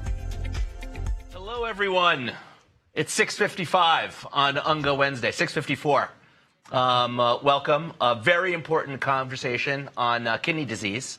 I'm very pleased to be joined by Shashank Deshpande, chairman of the board of managing directors of Boehringer Ingelheim, Marcello Donelli, president of the International Society of Nephrology, and Dr. Ricardo Baptista Leite, Unite Parliamentarians Network for Global Health, a really cool organization of parliamentarians globally. I want to point out, before you leave the room early, that Shashank will be buying us all drinks in a short period of time at the conclusion of, we have a few more discussions after this one. So please stick around. There's a nice setup being put together outside. So don't go anywhere. But more importantly, we have a very important topic that we want to pull apart, and that is the silent epidemic of chronic kidney disease. So I want to give you a couple of data points and level set the discussion. That kidney diseases affect approximately 1 in 10 adults worldwide. That's about 850 million people. But 9 out of those 10 people don't know it. They only discover that condition generally at an advanced age, which is often when it's too late. There are other complications, kidney failure, other issues that they have to deal with. Cardiovascular disease, last data point, remains the world's biggest killer. And preserving the kidney to protect the heart is often one of the key elements. That goes hand in hand, nephrology and cardiology. So this is a really important topic for us to pull apart and talk about. There's a very high-level meeting coming up tomorrow. Shashank is speaking at that meeting, so has some thoughts on that. But really want to make sure that we could talk with our panelists a little bit about what goes on here and how we can do what we can do. I guess that's the first question that I would really ask of all of you. How can we better raise awareness of this silent epidemic of CKD and link the CKD and heart disease issue? Maybe we can kick off with you, Chella. Yeah, it's a great question. I think, I'm a kidney doctor, so of course I think everyone should be aware of kidney disease and its complications. It is important. It's often silent, as you said, so it's a major issue. The challenge, of course, is, as you well know, is there's a lot of health issues out there to compete with. Yeah. So one thing that I just became aware of, the Australian Kidney Foundation just launched a really terrific direct-to-patient, direct-to-public really campaign. They have a website. It's been promoted heavily through mass media. People can visit that site and they can get their own personalized estimate of kidney risk. And then it gives, I think, really constructive suggestions. Okay, go talk to your family doctor about that. So that's one approach. And much as it pains me to say this, though, as you know, the American Heart Association has recently launched their CKM initiative, cardiac, kidney, metabolic, which links these three of the major NCDs, heart disease, kidney disease, and metabolic conditions like diabetes. So much as it pains me to admit that kidney disease is now important because a group of cardiologists said so, I think that approach is really going to be really effective. We work a lot together, and I think there's a lot of great opportunities for us to partner. Patients don't really want to go to 3 appointments, actually. Surprise, newsflash. And this gives them an opportunity, since most patients with one of those conditions could really be seen by any of the 3 specialists. I think there's some opportunities there which we could explore. Since you, before we move on, and since you bring it up, I just have to ask, cardiology, the heart, it's the most important organ. Is there a little cardiology, nephrology sort of competition and who trumps what? And by the way, I say this, I'm joking, of course, but my mother, may she rest in peace, when she was 90 years old, so a good run, but still, when things started going south, it was really a nephrology versus cardiology issue, honestly. Well, the doctors in the room will have heard this before, but the reason that the heart exists is to pump blood to the kidneys. So there's not really any competition. As the only doctor on the panel, well, that's not true, actually. We have another doctor on the panel. Doctor, do you concur? But I'm infectious diseases, so I you don't have a dog in this fight? So. Okay, that's cool. How about for you? How can we link these? CKD and cardio. Again, not your specialty. Understand? But I mean, particularly with my policy hat, right? And you were mentioning I represent Unite, which is a coalition of more than 500 legislators from 120 countries promoting science-based policymaking. Who would think we would have to promote science-based policymaking, but we must. And when we think about the reality when it comes to kidney disease and cardiovascular and health in general, we have a fundamental systemic problem, I would say, which is the fact that our health systems are actually disease systems, and that the fact that we have reactive systems that only react when we get sick are undermining the sustainability and the quality of life of citizens. And so when we talk about kidney disease, we know much of it is preventable. When we look at people who are diagnosed with chronic kidney disease and they have access to treatment, it's mainly in affluent countries. In middle-income countries, people who have access to treatment do it out of pocket, leaving many times families into financial bankruptcy. And in low-income countries, they either don't know, as you mentioned, Andrew, or they die waiting for treatment. And so we have a huge opportunity for change, and tomorrow's high-level meeting on non-communicable diseases hopefully will be a Kickstarter so that we can precisely highlight for policymakers around the world there is a cost of inaction. Deciding not to do anything is a political choice, and people will pay the price with their life. Shashank, I know you're speaking at the high-level meeting tomorrow. Yeah. We've been told that you may only have 2 minutes. So what are you going to say in 2 minutes? And if you get shrunk to 1 minute, what will you say? So, first of all, thank you, because I brought my cue cards here, and I think a lot of what I think is important has been said, but really the sense that we have got to start connecting the dots here. Yeah. You made the link between the kidney and the heart, and I think it's maybe a well-known fact to physicians. It's hardly known in the broad public, right? It starts with take anybody, take your parents, take yourself. It starts with hypertension, and then you say, "Oh, I need to do something about hypertension because it's the heart." And very late does anybody connect the dots for you. If it's not yourself, it better be your primary care physician, because that's where it comes together in my mind. And I think when we connect the dots around early treatment, it has to start with early diagnosis. It has to start with understanding that kidney disease is one of the biggest drivers of heart disease, and vice versa. And so that is, in my mind, really a question not only of specialty, but primarily a question of primary care. And how, I think you said it perfectly, it's a disease-based system rather than a health-focused system. Early on, how do we get the diagnosis early? I did this. I would challenge everybody to go have a conversation with your primary care physician, and what does he or she talk to you about after the blood test and after the general checkup? I ask my physician, what about CK? What about my kidney values? And the answer I get is always age appropriate, right? And that doesn't make anybody feel good, but that's the most likely answer. You'll get sick later. I didn't know what it means, but it is one where we spend not even 10 seconds on right now. Yeah.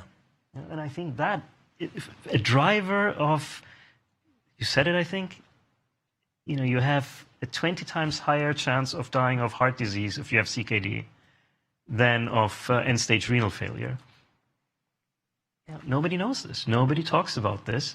And I think that's where, how can policymakers really enable primary care to focus on the early conversation? The folks in the room and online now know, and we'll keep that going. So let's push on that a little bit. And this is a layup question for you, I know, but I'd like to know what strategies, technologies can strengthen that early decision globally.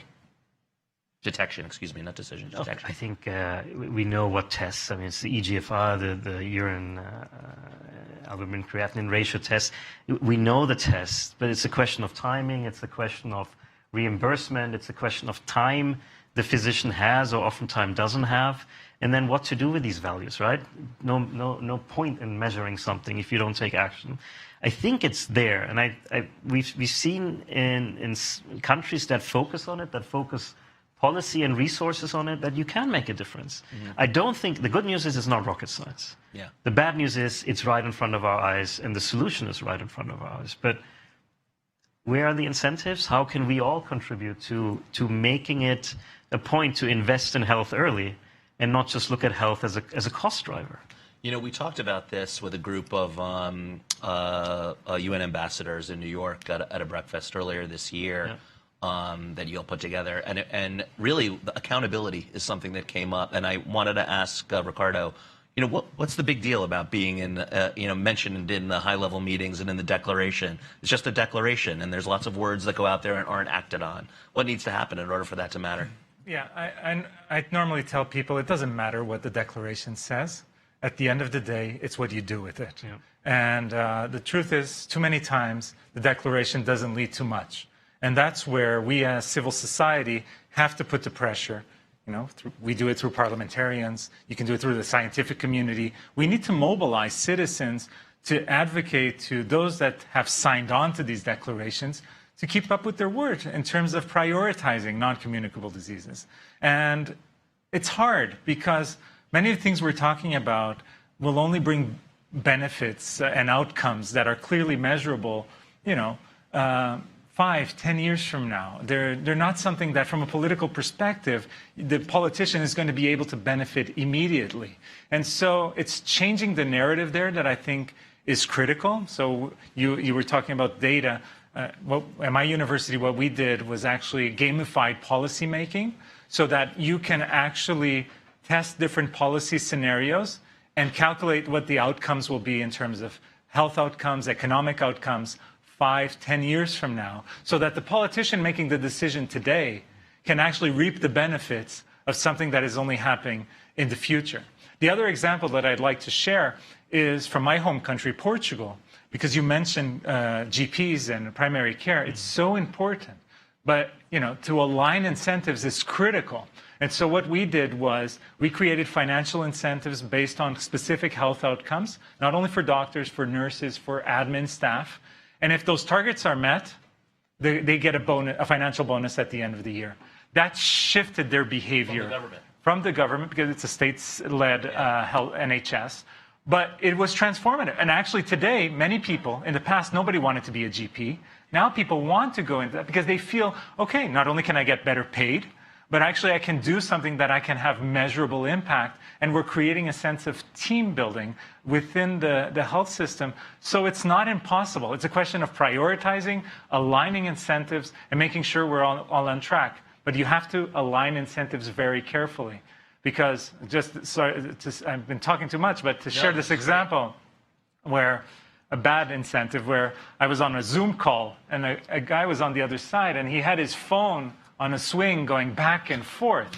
And it was bothering me, honestly. And so I interrupted the meeting, and I said, I'm sorry, I need to ask you, why do you have your phone on a swing?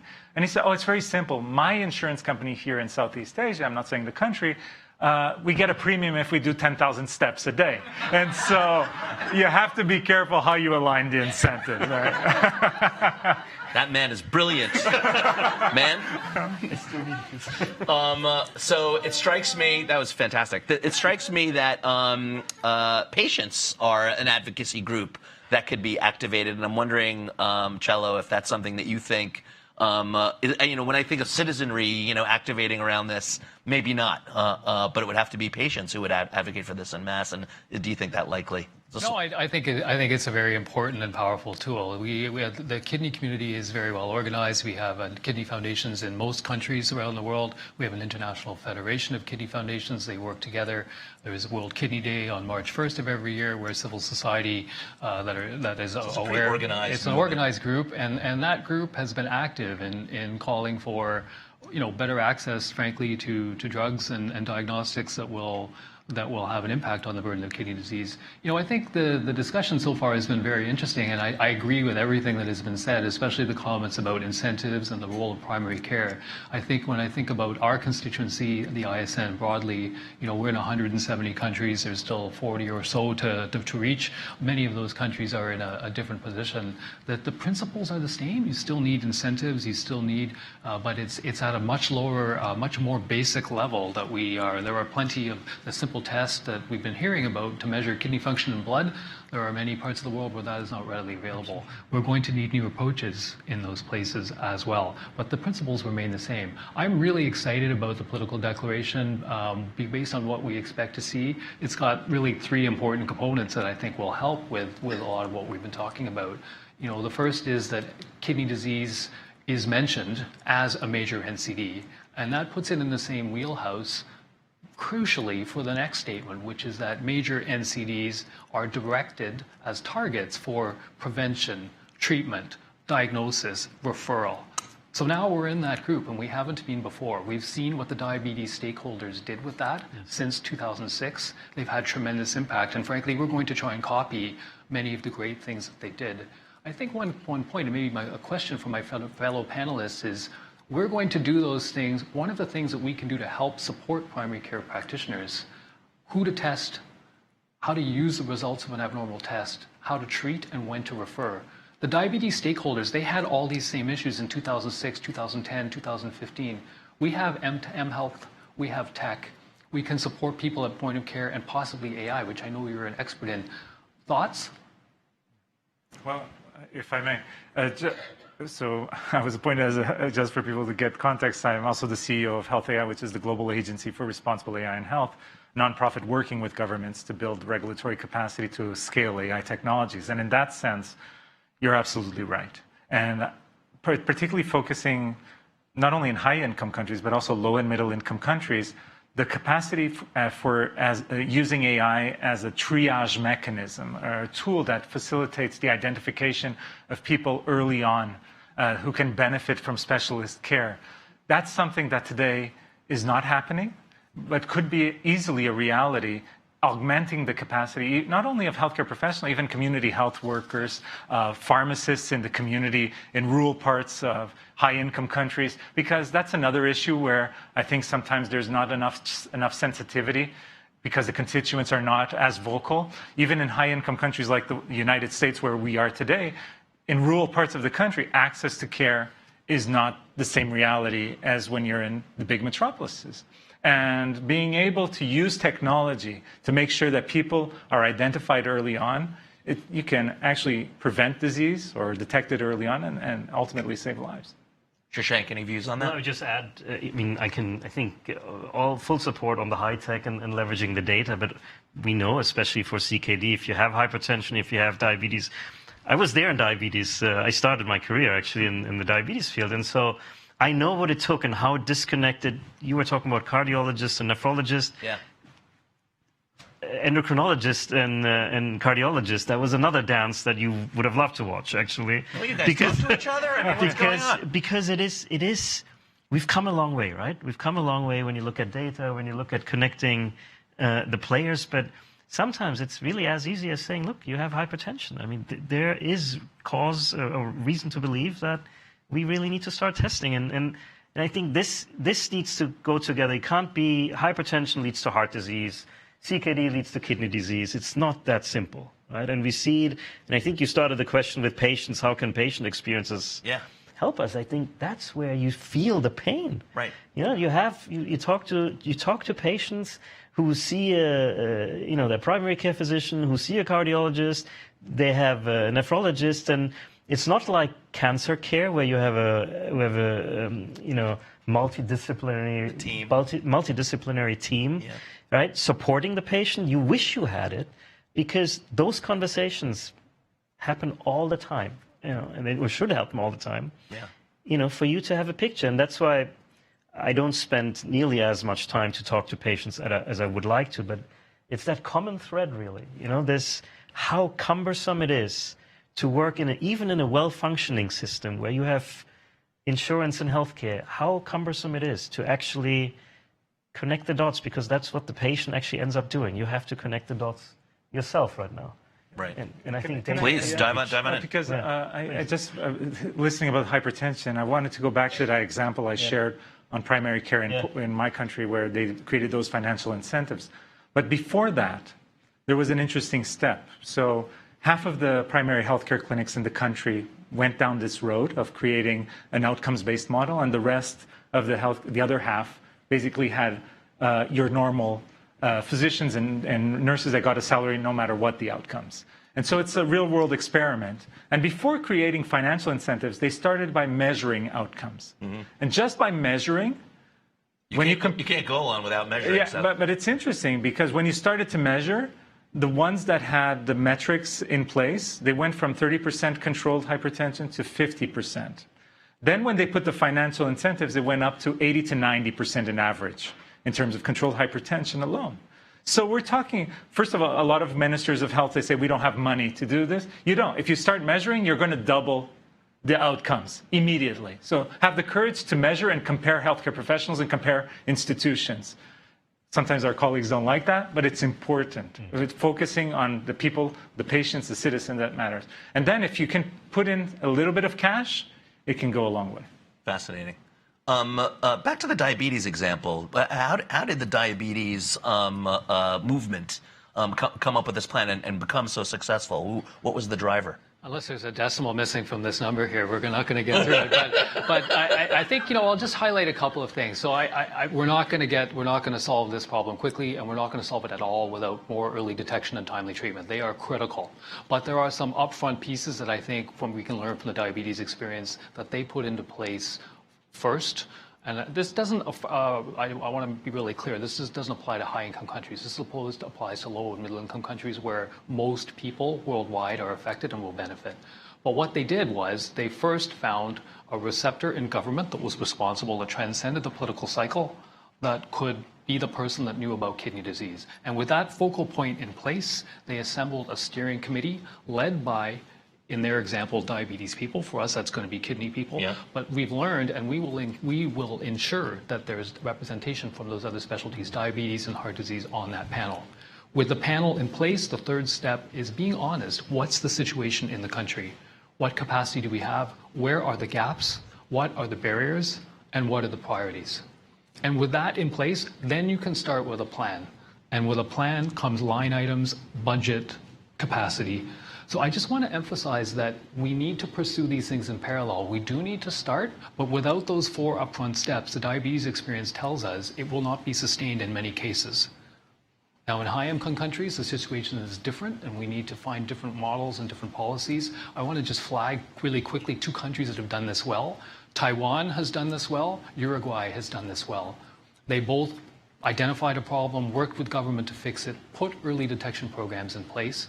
One of them used pay for performance. The other used a stick, so carrot and stick. Both were effective. And they built in a cycle where they kept measuring and tracked their progress and fixed it. And over time, they didn't end the problem, but they made a significant dent in the number of people that had it, and they improved outcomes and reduced costs. So I think we're all aligned. We just need to get started.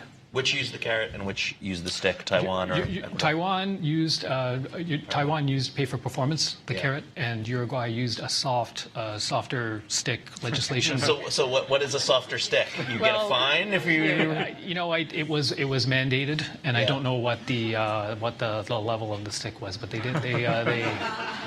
Okay, and there is no other decimal point. So I just wanted to come back to Shashank really quickly and ask what kind of partnerships, cross-sectoral partnerships can be created to help expedite this. We just got to budget. I didn't really wanted to get into financials, and we're running out of time. Want to get a sense from you on how that might work. What's a good example to drive that response? Public, private, NGOs, for everything. Prevention, care, long-term resilience. You can and you see partnerships all across the life cycle of a patient in this complex of diseases. Obviously, diagnosis, that's where it starts. If you catch them early, you can treat early, you can prevent outcomes, patient-level outcomes, but also financial outcomes for countries or for societies. And that's where, if you look at this as a single-year P&L from a country perspective, I get it. We do that too in a company, but the longer-term view of what benefit you bring to society, in my mind, that's the opportunity here for us. And that's the partnerships you're looking for. We would love to see the outcomes also. Yeah, I think we all would. Let's leave it there. I want to thank these gentlemen. By the way, this turned out to be a really great mix of policymaker technologists, which is actually kind of a rare breed, senior nephrologist, and industry, really talking about these solutions. Thank you. Heartening. Thank you.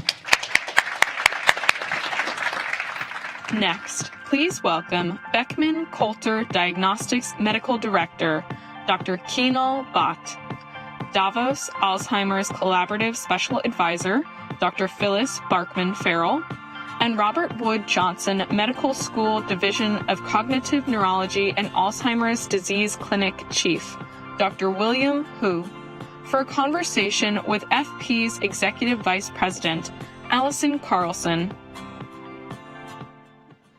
Great. Good evening, everyone. Thanks for joining us this evening, both here in the room and online. We're really excited about this conversation. It's one that's incredibly important. And a few sessions ago, brain health was surfaced, but we did just scratch the surface. And there's more to dive into here. And it's something that is impacting so many of our lives, our families, our colleagues, and it isn't talked about enough. And this panel is talking about shaping the future of Alzheimer's detection and really intervention and what the opportunities are there. And we have 3 incredible experts and practitioners here to share their wisdom with us and to really, I think, provide a perspective of where we're at, what the risks are, but also, very importantly, what can be done in terms of novel, innovative, and lower cost interventions. So as it relates to Alzheimer's disease, the issue is significant and widespread. So over 55 million people worldwide are diagnosed with Alzheimer's disease, and that trajectory is set to about triple, if I'm right, by 2050. And the majority of those people are living in low and middle income countries. And 1 in 4 people is concerned, but thinks there's nothing that we can do about it. Why should I get tested? This is a real problem, especially because it's costing us over $1.3 trillion across the global economy. We need to fix this, and we need to address it. And what's exciting about this conversation and what lies before us is there are real opportunities for interventions. And so, Phyllis, I'd like to turn to you first. If you could level set for our audience, which is a real cross-section of folks from the policymaker space, practitioners, those from academia and industry, what are we facing here as it relates to Alzheimer's, and why is this so critically important to address now? Well, I think it's particularly important that we clean up our language a little bit. So we're talking about Alzheimer's. UNGA has put dementia into the NCD declaration. We often use these two words interchangeably, and they are not interchangeable. And we need to clean up our language. And that's not just in the lay press, but we need to even clean up our language medically. Up until about a decade ago, you actually couldn't get an Alzheimer's diagnosis unless you volunteered for a brain biopsy. It was, definitive upon autopsy. Not too many living people volunteer for brain biopsy. So the diagnosis was cognitive impairment or dementia, probable Alzheimer's. And about 10 years ago, with the advent of PET scans, we were actually able to see amyloid plaque in the living brain. And so what that meant was we just catapulted the research forward, but we also catapulted our ability in clinical practice to really do a differential diagnosis.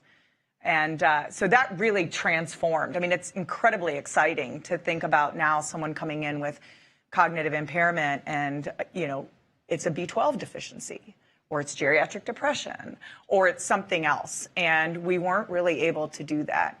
That was PET scans, and now we have blood tests, which hopefully will be more readily available, more broadly utilized, more broadly validated. But it's really an exciting time for the field. And I would just encourage anyone out there to help us clean up that language a little bit, because dementia is a clinical syndrome. It's very late in the disease progression. It means your activities of daily living have been impacted.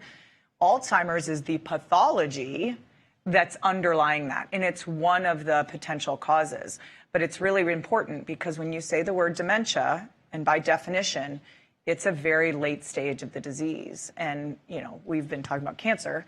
I don't know anybody who would prefer to have a cancer diagnosis at stage 4 over stage 1, and yet we're really just reinforcing this mental mindset of someone that's very late in the disease and not recognizing that actually if you catch Alzheimer's early enough, there are some things that you can do. Great. Picking up on that, thank you. And thank you for sort of level setting with us and talking about cleaning up the language, because it does in fact matter and we need to be specific here. Kunal, I'd like to turn to you. And when you're talking about those interventions and what's possible now, you referenced PET scans, but there is innovation that's happening. I'm wondering if you could just share with our audience. I think probably a lot of folks in this room understand what a PET scan is, but also it's costly. There are other interventions that are also painful. And can you talk a little bit about the evolution of diagnostics and how those who are cognitively impaired can, what treatments and access to diagnostics exist and how that's changed over time? Happy to. That was such a great layout, so thank you. So having been in the industry on both the PET imaging side as well as the blood-based biomarker side now, so here's what I have seen. There is a issue of affordability, there's an issue of scalability, and there's also this invasiveness that comes with some of these tests. For PET imaging, as we all know, you can actually see the pathology. The advantage we have with blood-based biomarkers is that hopefully, before you're able to see the pathology on the PET imaging, you should hopefully be able to detect it. So as you know, today, before you have a myocardial infarction, hopefully you're detecting somebody who has high cholesterol.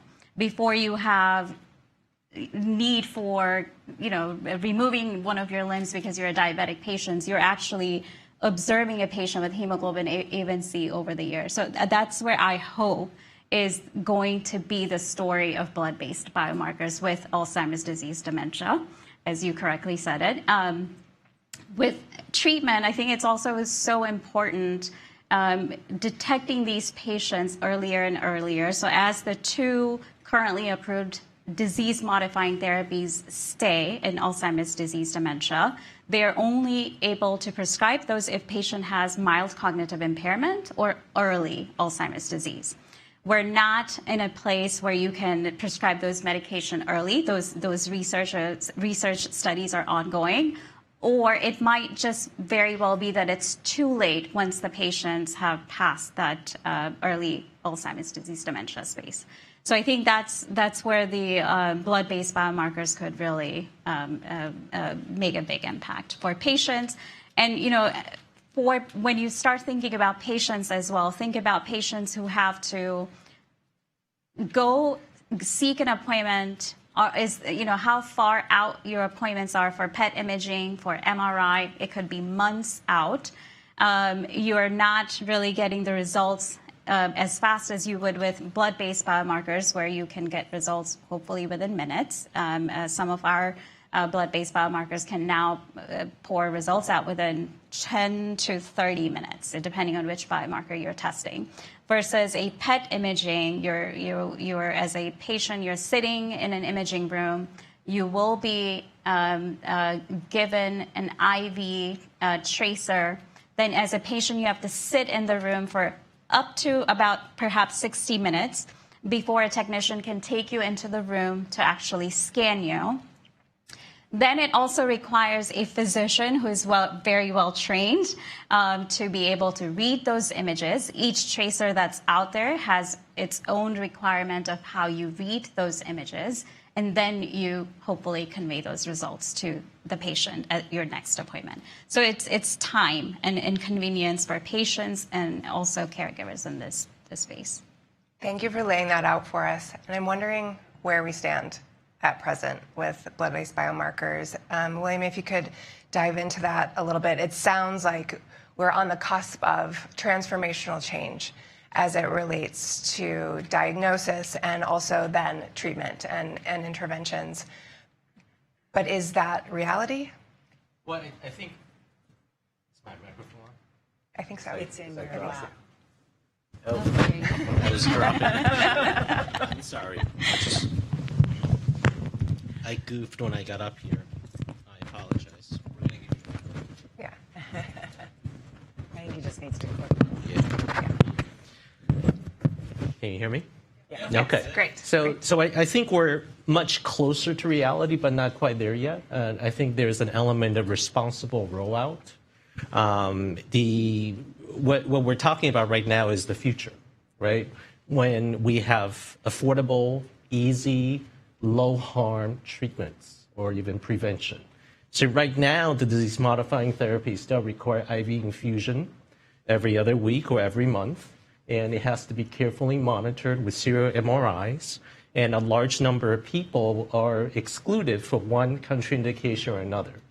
So it's not that we can just pair this broadly applicable blood test with ready treatment. That system is not ready. And then the other aspect about the blood test is that even though it's easy, you don't want to be given a diagnosis of a fatal illness by electronic medical records. You know, nowadays, most people in the U.S. and in Canada will get a notification on their phone that your blood test results have come back. And these blood test results so far are not without caveats. And they're really important caveats about kidney disease, about ancestry that we don't fully understand yet. And getting a fatal diagnosis sometimes is a reason for a patient to commit suicides. And we really have to be mindful about that. Just like we should not give the diagnosis of cancer by electronic medical records, we should not be giving the diagnosis of Alzheimer's disease by electronic medical records. So we still need to get the health system ready to deliver this diagnosis responsibly.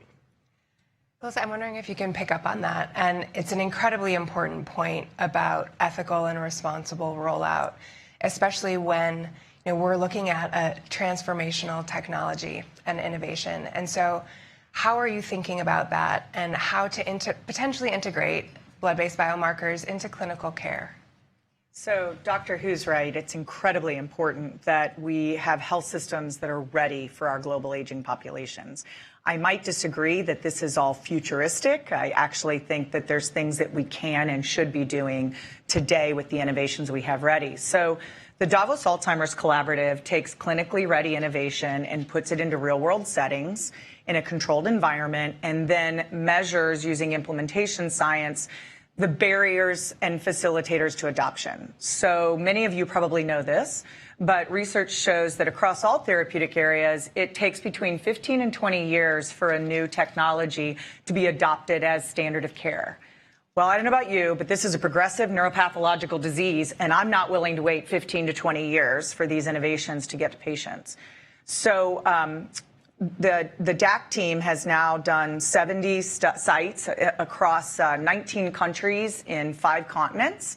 And we have some really exciting work being done specifically in blood biomarkers across the U.S. and 4 countries outside the United States. And so we're taking the blood biomarkers. We're product agnostic. We have 4 companies that have provided their tools in kind. And one of them's right here, actually. Mount Sinai here in New York is one of those sites. And they're taking those blood biomarkers and they're putting them into clinical practice in a controlled way so that we can measure what kind of training is needed, what is the workflow. But we're having some exciting results. You know, for example, in Kansas, they've taken a 9-month wait to see a neurologist down to 9 weeks. And the reason for that is they're able to triage now using those blood tests. Because while the therapies aren't perfect, they are really good for some people. And the last thing we want is someone to have missed the opportunity for one of those therapies because they were in a FIFO queue for neurology. And so I find it very exciting and am really, really happy that we're at a place right now that's so different than we were 10 years ago as it relates to Alzheimer's disease. Like, I feel like there's things we can do right now for patients if our health systems are willing to come along with us. And picking up on that, we were talking backstage about issues related to equity and access and clinical trials. And so would love to pick up with each of you how you're thinking about that in your respective positions and where you sit and how to ensure more equitable access, understanding that, you know, there are some more resourced environments and certainly within the United States. But as we were mentioning at the outset, you know, this is a global issue and incidents around the world. And so how are you thinking about grappling with that challenge and equitably and responsibly rolling out this innovative technology? I could certainly give some insight, at least from, because I represent a diagnostic company today. So think about when we say underserved population, oftentimes we think about third world countries. What we don't realize that even today here in the United States, when you talk about PET imaging, majority of the areas in the United States do not have access to those high-end tests for diagnosing and then determining patients who are eligible for treatment. And for those underserved population, whether it's the United States or the global community that you're thinking about, there are many, many barriers that they have to face. It could be that it's a geographical isolation. It very well could be that they don't have the laboratory infrastructure, or they may not have the workforce that's required to run those labs. And when you combine all of that and yet expect a clinician to be trained and then to prescribe and then to interpret those diagnostic results or therapeutic alignments to the patient's not an easy job. I think it is going to take a village. It's going to be, we're very closely partnered with Davos, and so it's going to be diagnostic companies, therapeutic companies, organizations like Davos and others, and clinicians, both in the U.S. and globally, to come together to say that all of us need to come together to bridge all of these gaps that we're identifying. Thank you for that. Dr. Hu? Yeah, I think it's important to mention that, most of the diagnostic testing, being a PET, spinal fluid test, or blood tests, have been validated in the insured, relatively wealthy individuals living in affluent areas able to access one of the academic centers. And we have taken the research to some of these underserved communities, and we found in Mayo Clinic Jacksonville validated that the blood test, the most reliable blood test right now, plasma p-tau217, doesn't work as well in African Americans as in non-Hispanic white older adults. We don't know the reason, but we know that is a fact. And the blood test currently also gives a false positive when somebody has kidney disease. That's a large number of older adults. And how do we account for that? I don't think I'm saying that, I'm anti-technology. I love the blood test. I tried to hack it and I couldn't. I did hack a little bit. But I think as we roll these out, as a scientist and as a physician, we have to be mindful of the people that cannot be served by this blood test. And how do we account for their benefits and their rights? Yeah, I think the only thing I would add to that, and I know obviously the U.S. market better than all the others, but one of the things we know that makes the blood test better is a really good cognitive assessment. And these tests right now are for use in people that are cognitively impaired. Unfortunately, even though in our country, everybody over the age of 65, so Medicare eligible, have a legislative right to an annual wellness visit every year if they want one. As part of that annual wellness visit, they're supposed to do a cognitive assessment. Anyone want to guess how many people in the United States over the age of 65 actually get a standardized cognitive assessment on an annual basis? Less than? 20%. 10%. Less than 10% actually get it. And so, to Dr. Hu's point, who's getting it? Either people we're worried about, which means they're probably, as Kunal mentioned, too far through the pathology or the disease, or they're the rich, white, educated people who've asked for it. And so I'd really like to see some of these other systematic changes happen, because I think it'll help us, understand how these blood tests work in a broader population. As I mentioned, everybody over the age of 65 has a legislative right to one of these. And your best measure of your cognition is your own change. And so I would like to see some of those changes happen, outside the United States as well. Outside the United States tends to do a little bit better with algorithmic changes in healthcare than we do in the U.S. But I'd really like to see that change, because we know then that'll make blood tests work better, and we know potentially we'll be able to study broader populations. Please. I was going to say, I think part of the barrier that prevented the broader utilization of the annual wellness visit cognitive screen is going to be the same for the blood biomarkers, which is what can the primary care physician do for the patient, for the older person who screened positive. They're going to refer them to the same neurology clinic that has a 12-month wait. And then how do we resolve that? I think that's going to take legislative will, because we already don't have enough neurologists. But that's why I'm so excited about the results that we're seeing at Wake Forest and KU, which are two of our sites, because what they've found is they're getting away from this FIFO system to neurology, and they're actually using the blood tests to triage and make sure that, if someone's too far to be considered for, say, some of these new therapies, we know that therapies work better earlier in the disease, then they are triaged to a different part of the health system. Not everybody needs to see a neurologist, and yet we're gumming up the system in those referrals. So the system is a little janky right now. That's the technical term, janky. We're going to have to take the pieces apart and put them back together. And some of our health systems, like Rutgers, like Kansas, WashU, Mount Sinai, I'm trying to think, Cleveland Clinic, I'm going to forget somebody off the top of my head. They're really taking the pieces apart and trying to put them back together so the workflows are more smooth.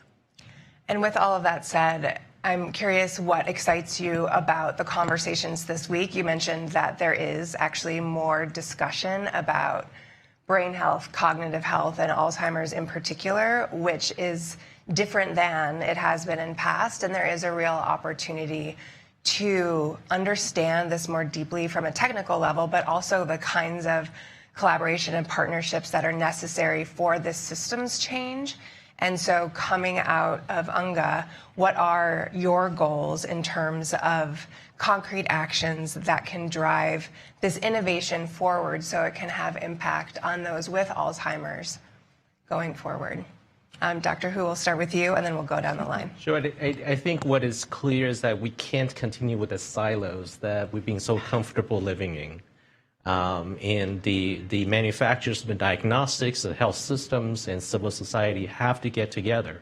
We have the tools. What we're saying here is that is not that we don't have the tools. We have the tools, but we have not laid out the pathways to best use these tools. And that can be overcome. And I think that's really the next challenge for all of us.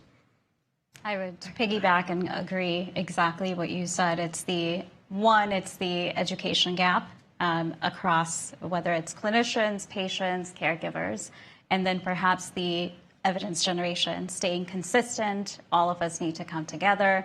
We need to be mindful when we design our research studies. It's not just one population. On the diagnostic side, I'm very encouraged that more and more countries are actually now coming to us, which was not the case when I joined the research industry 10 years ago. And they're all asking for data in their specific population. And I want to make sure that I empower that messaging consistently, and it's very encouraging and empowering for me to be able to see that as well. Thank you. Well, I wore my gym shoes today. I just actually changed them because I didn't know if they were good for this panel. I've walked 10 miles today between the different events. I can't possibly think of a more exciting time to be part of this field of Alzheimer's disease. And I'm just thrilled that we're going to be able to tell patients there are things that we can do. There are things that you can do. And you know, the innovation curve is unstoppable. There's 120 new therapies in development right now in 140 clinical trials. So the only thing that's slowing us down, honestly, is capital investment to get these studies moving and clinical trial recruitment to make sure that we can get the research done as quickly as possible. It's just a really exciting time for the field. And thank you for ending on optimism. There is such transformational opportunity here. You're all working in this space that's changing very rapidly. And thank you for sharing your expertise and insights with us. And best wishes with your work going forward. Thank you so much. Please now welcome the University of Texas at Dallas Center for Brain Health Chief Director, Dr. Sandra Bond Chapman, and Lilly Senior Vice President of Global Marketing and Chief Marketing Officer, Roberto Cervi.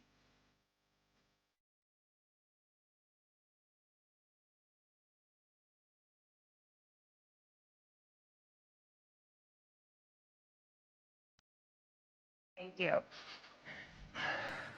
Excellent. Thank you for joining us. I think we just talked about detection of Alzheimer's and the innovation and novel treatments that we all are thinking about as it relates to those that are cognitively impaired.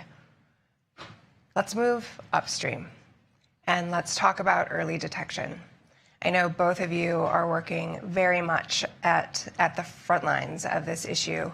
And as we were chatting about before, so many of those who are concerned about developing cognitive impairment, Alzheimer's, dementia, don't want to get tested because they're fearful of what that means. They're fearful there isn't any treatment and not knowing what to do. And so I'd really like to focus our attention on early intervention, prevention, and why that has to be a priority right now in terms of public decision-making, investment in public health. And I'd like to start off the conversation by turning to you, Roberto. From your perspective and from Lilly's perspective in neuroscience, why is prevention and that focus so important now? Very good. Hey, thank you. I'm really glad to be here. I would like to start from where the previous session ended. I'm really excited. I think that we are at a turning point in the field of Alzheimer's. I think that we are at the cusp of a transformative moment, a moment that can really transform the way Alzheimer's disease is diagnosed and treated in the future. We have new detection tools, diagnostics being available. Early diagnosis of Alzheimer's disease is now a true possibility. I think that you discussed the opportunity offered by the blood test being recently cleared by US FDA. That's a key milestone in the field. So indeed, great progresses on the diagnostic front, great progresses on health system readiness, great progresses in terms of increased conversation about the importance of early detection and diagnosis of Alzheimer's disease in the public. But still there are significant gaps, right, as you were alluding to, significant hurdles in the US for the millions of people living with Alzheimer's disease. The journey through a timely and accurate diagnosis of Alzheimer's disease is challenging, is difficult, is long, is tough. We have conducted an analysis of US medical claims a time ago, looking at claims between 2021 and 2024. And out of the 6.5 million people living with Alzheimer's disease, dementia, or other related causes in the US, only 50% of them were referred to a specialist. And out of those, 95% of them didn't receive a biomarker test to confirm and evaluate the presence of amyloid plaques, which is a pathological hallmark of Alzheimer's disease. So now we are seeing progresses since then, and obviously this is not representative of center of excellence like the one where Dr. Chapman is working, but still is suggesting that health systems are failing in their ability to understand if those dementia cases, those people that are presenting with memory and thinking issues, what are the causes, right? And if Alzheimer's disease is behind that. And failing in an accurate diagnosis of Alzheimer's disease is preventing those patients from understanding what are the options from an intervention standpoint. So I think that is critical to understand and recognize that the timely accurate diagnosis of Alzheimer's disease is so important. And in order to establish that at health system level, we need to really establish smooth diagnostic pathways. We need to integrate the use of blood-based biomarkers in the standard of care diagnosis of Alzheimer's disease, and we need to help build health system capacity to ensure that the long waiting times that patients are facing today to get an accurate diagnosis of Alzheimer's disease or even getting ready for an intervention are not becoming the norm in the future. So indeed, we need to act with urgency there. Absolutely. Thank you for that. And Dr. Chapman, I'm curious from your perspective, you know, you're leading incredible work at the University of Texas at Dallas and specifically the Center for Brain Health. And I'm curious, building off of Roberto's comments, how you're thinking about the integration of, you know, early intervention and discussions of cognitive health into health systems and that linkage between practitioners and patients. So I, too, am excited to be here and to share with you because brain health is really the new frontier in human potential. And the idea of brain health was so new. In 1999, I actually got a trademark on it because no one was even talking about it because they always went to, boom, something happens to your brain, and then we worry about it. And for 2 decades, I had done research in Alzheimer's disease and frontal temporal dementia and brain injury and all sorts of things. But I realized neuroplasticity exists for our lifetime. Why do we only think about our brain when boom happens? So we actually are working very hard now for the last 25 years left of boom, so that each one of you in this room, would you want to do something where you defined it, where you measured it? We've been able to develop the first holistic measure of brain improvement so that you could see and get your annual checkup and to see year by year, is your brain as good as it is now and can it be better next year? We have enrolled over 38,000 people in a landmark study where we're going to track 100,000 people every 6 months to see what's possible. And over 3 years, we're seeing whether you're 20, 40, or 70, using neuroplasticity and some simple strategies that people can improve. We also can detect very subtle changes, because we know that some people that may be low performers, it's like you're sometimes not clear if they're having problems that could be addressed and need to be intervened. The Lancet study that just came out showed that 45% of dementia could likely be prevented by people doing lifestyle changes. Wouldn't you want to know in your 20s that you could do something to keep your brain healthier? We do for our heart, we do for physical fitness. Why is our most important organ? Why don't we address it in health? And so we're set out to really change that with the science. And the imperative is that people don't realize that our brain starts to decline in our 30s. We start losing 2% of our brain blood flow every decade starting 30s, and that's associated with cognitive loss in health. Well, we've been able to show people 50 and 60 can regain almost 2 to 3 decades back of neural health. We've also shown that by improving sleep with people in this mild cognitive impairment can actually improve their memory to the stage of a normal person and track it so that they can clear out some of the beta amyloid and tau before it becomes clinically significant. Because as Roberto knows, if we can get Alzheimer's disease 10 to 20 years earlier, then so much can be done. So it's like we've been focused on Alzheimer's and we've left out brain health, but if we work together, what the Alzheimer's prevention can do and brain health promotion, we will be able to get this level of recovery. So, I'm excited to be on the panel with Roberto because I'm determined that we're going to develop a partnership and build this brain health part so we can have this continuum of care to think about brain health so that every single person embraces it, and then there's not so much stigma. Because right now, 99% of all of our measures were developed to detect what's wrong with your brain. Well, that's kind of hard to go in. So people are like, well, I feel like something's wrong. My spouse says I'm not the same, but I don't want to know. But if you knew that there was something you could do way down here, upstream, then you do it, right? Absolutely. Absolutely. Thank you for that. And you mentioned more holistic measurements. Yeah. So when you're thinking about the metrics, how are we understanding what the state of cognitive health is? Roberto, how are you thinking about that? And what are some of those metrics, and how can they be looked at more holistically to understand the overall state of cognitive health and also the rate of either decline or steady state? How are you thinking about those kinds of metrics? I think that's something that is important. I think that you alluded to is the role of stigma. Plays a critical role and often is a driver for a delayed diagnosis of Alzheimer's disease. So that's indeed something that we need to tackle. Still is widely accepted that cognitive and thinking issues are part of normal aging.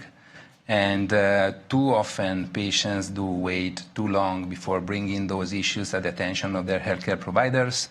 And also what we see is that at primary care level, providers too often do wait too long before taking actions, and often they do wait those same symptoms to get to a greater degree of severity before starting to think about possible intervention, and often it's too late, right? Because what we learn, to Dr. Chapman's point, is that the sooner those patients are diagnosed and identified, the greater is the potential benefit through therapeutic or non-therapeutic intervention. So it's important to trigger those conversations early on. And something that is also critical is to demystify and destigmatize Alzheimer's disease, similar to what we have done in other diseases successfully, such as mental health, right? So I think that there are many initiatives that are going into that direction, and I think those are important aspects that we need to address. What are some of the lessons learned from other disease areas? I know cardiovascular disease was mentioned earlier, and how to integrate, early detection programs for Alzheimer's, cognitive change into health systems. What lessons can be applied there? Yeah, so the brain revolution really is trying to do now what the heart health revolution did for the heart. Every single person here knows what to do for their heart because of awareness, things that were done. And heart health is that you don't go to a cardiologist to get heart health. you get it everywhere. You get it with any doctor or, ads and everything. So, and I think, so we have over 125 scientists and research clinicians that are part of our brain health network that are working with us. And they said, as neurologists, you don't want to come see us because there's already something going wrong. So where will sort of brain health promotion be? It's going to be like the cardiologist, where it's really pervasive. It may be in the workplace. It may be in education, colleges, where you put it in. With our the holistic brain health index that we've developed, we know that what keeps your brain working strong is more than just your cognitive ability. And when we think about cognitive ability, you think about what makes people in countries where education may not be as accessible. It's possibility thinking, strategic thinking that they can do in spades. So that's really one of the things that we test with it, clarity. But we also know what helps a person to thrive is their ability to have connectedness, emotional intelligence to people, and to purpose. You can see people thrive even though maybe cognitively they're not so good, but when they have people skills, they can really make it. And even in early Alzheimer's, we see connectedness really matters to help them thrive. And the other area that we've seen in our brain health index is what we call emotional balance. So it's not just about being depressed or stressed and anxious, but it's knowing that you can find strategies to deal with that.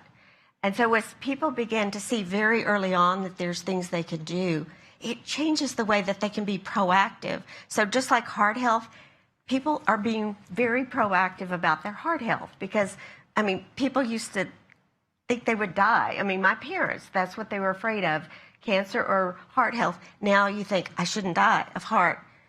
We're more worried about brain problems because we haven't put brain health promotion into the equation. So that's why we need prevention of dementia, but also brain health promotion because we know the stronger your brain is going in, you can maybe compress the years of dementia significantly, and many people may not die with the disease because it wasn't diagnosed in their lifetime.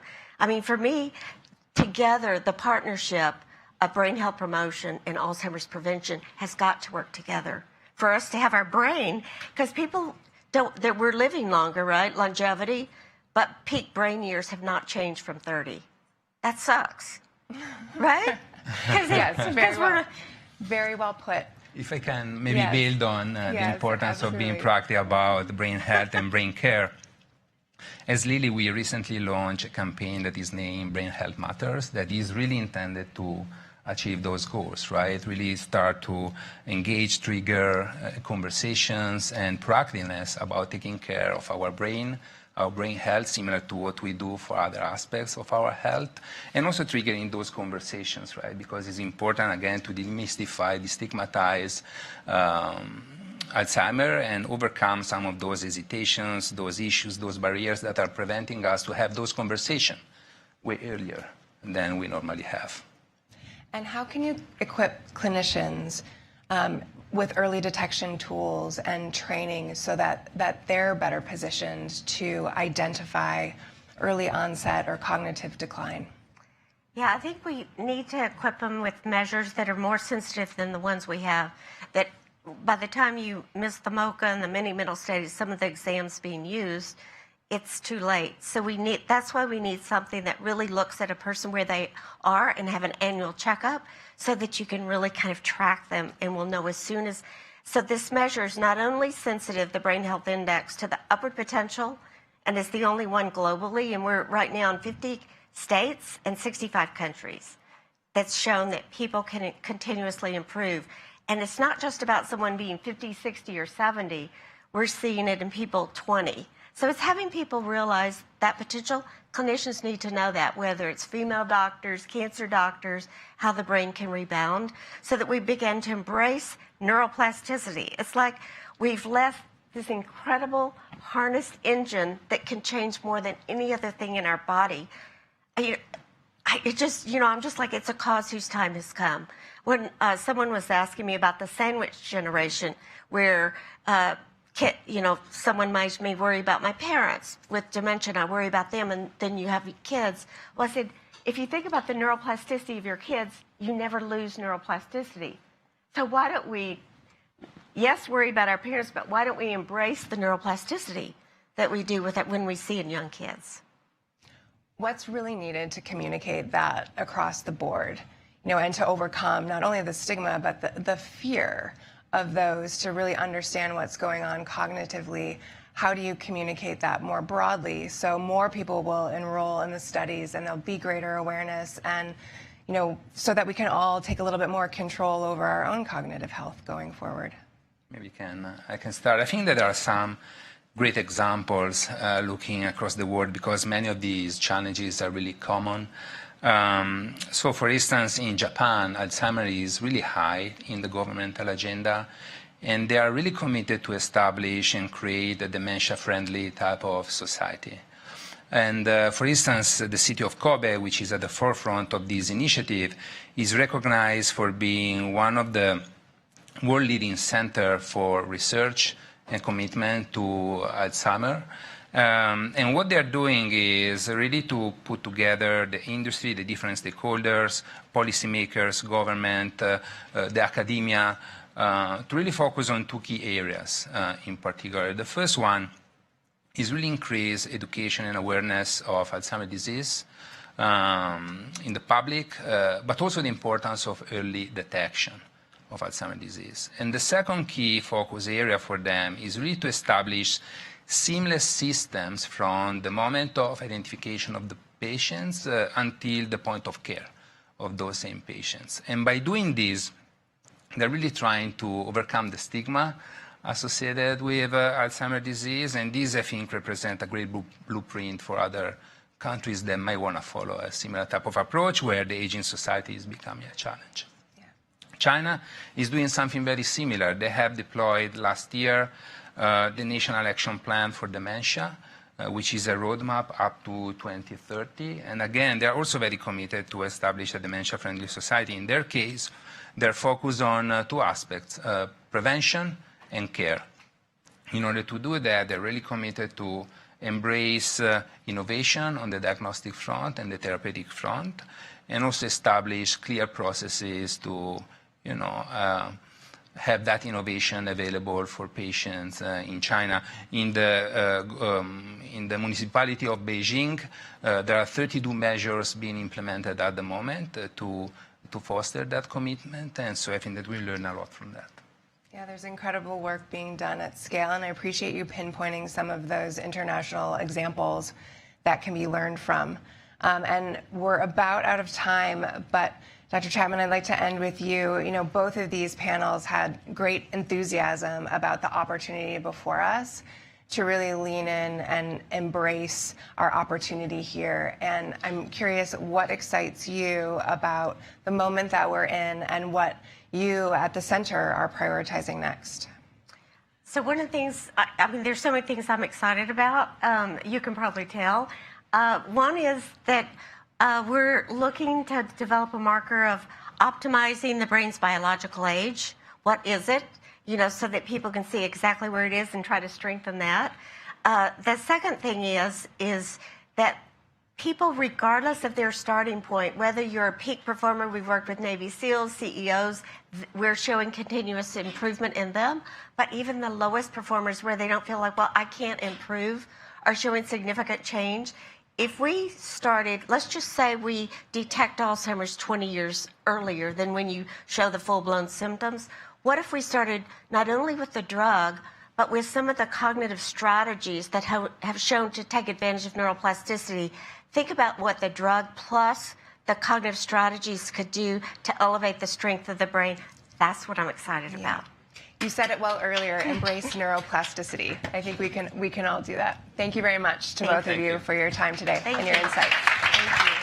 Thank you. Please welcome back to the stage FP's Andrew Solinger.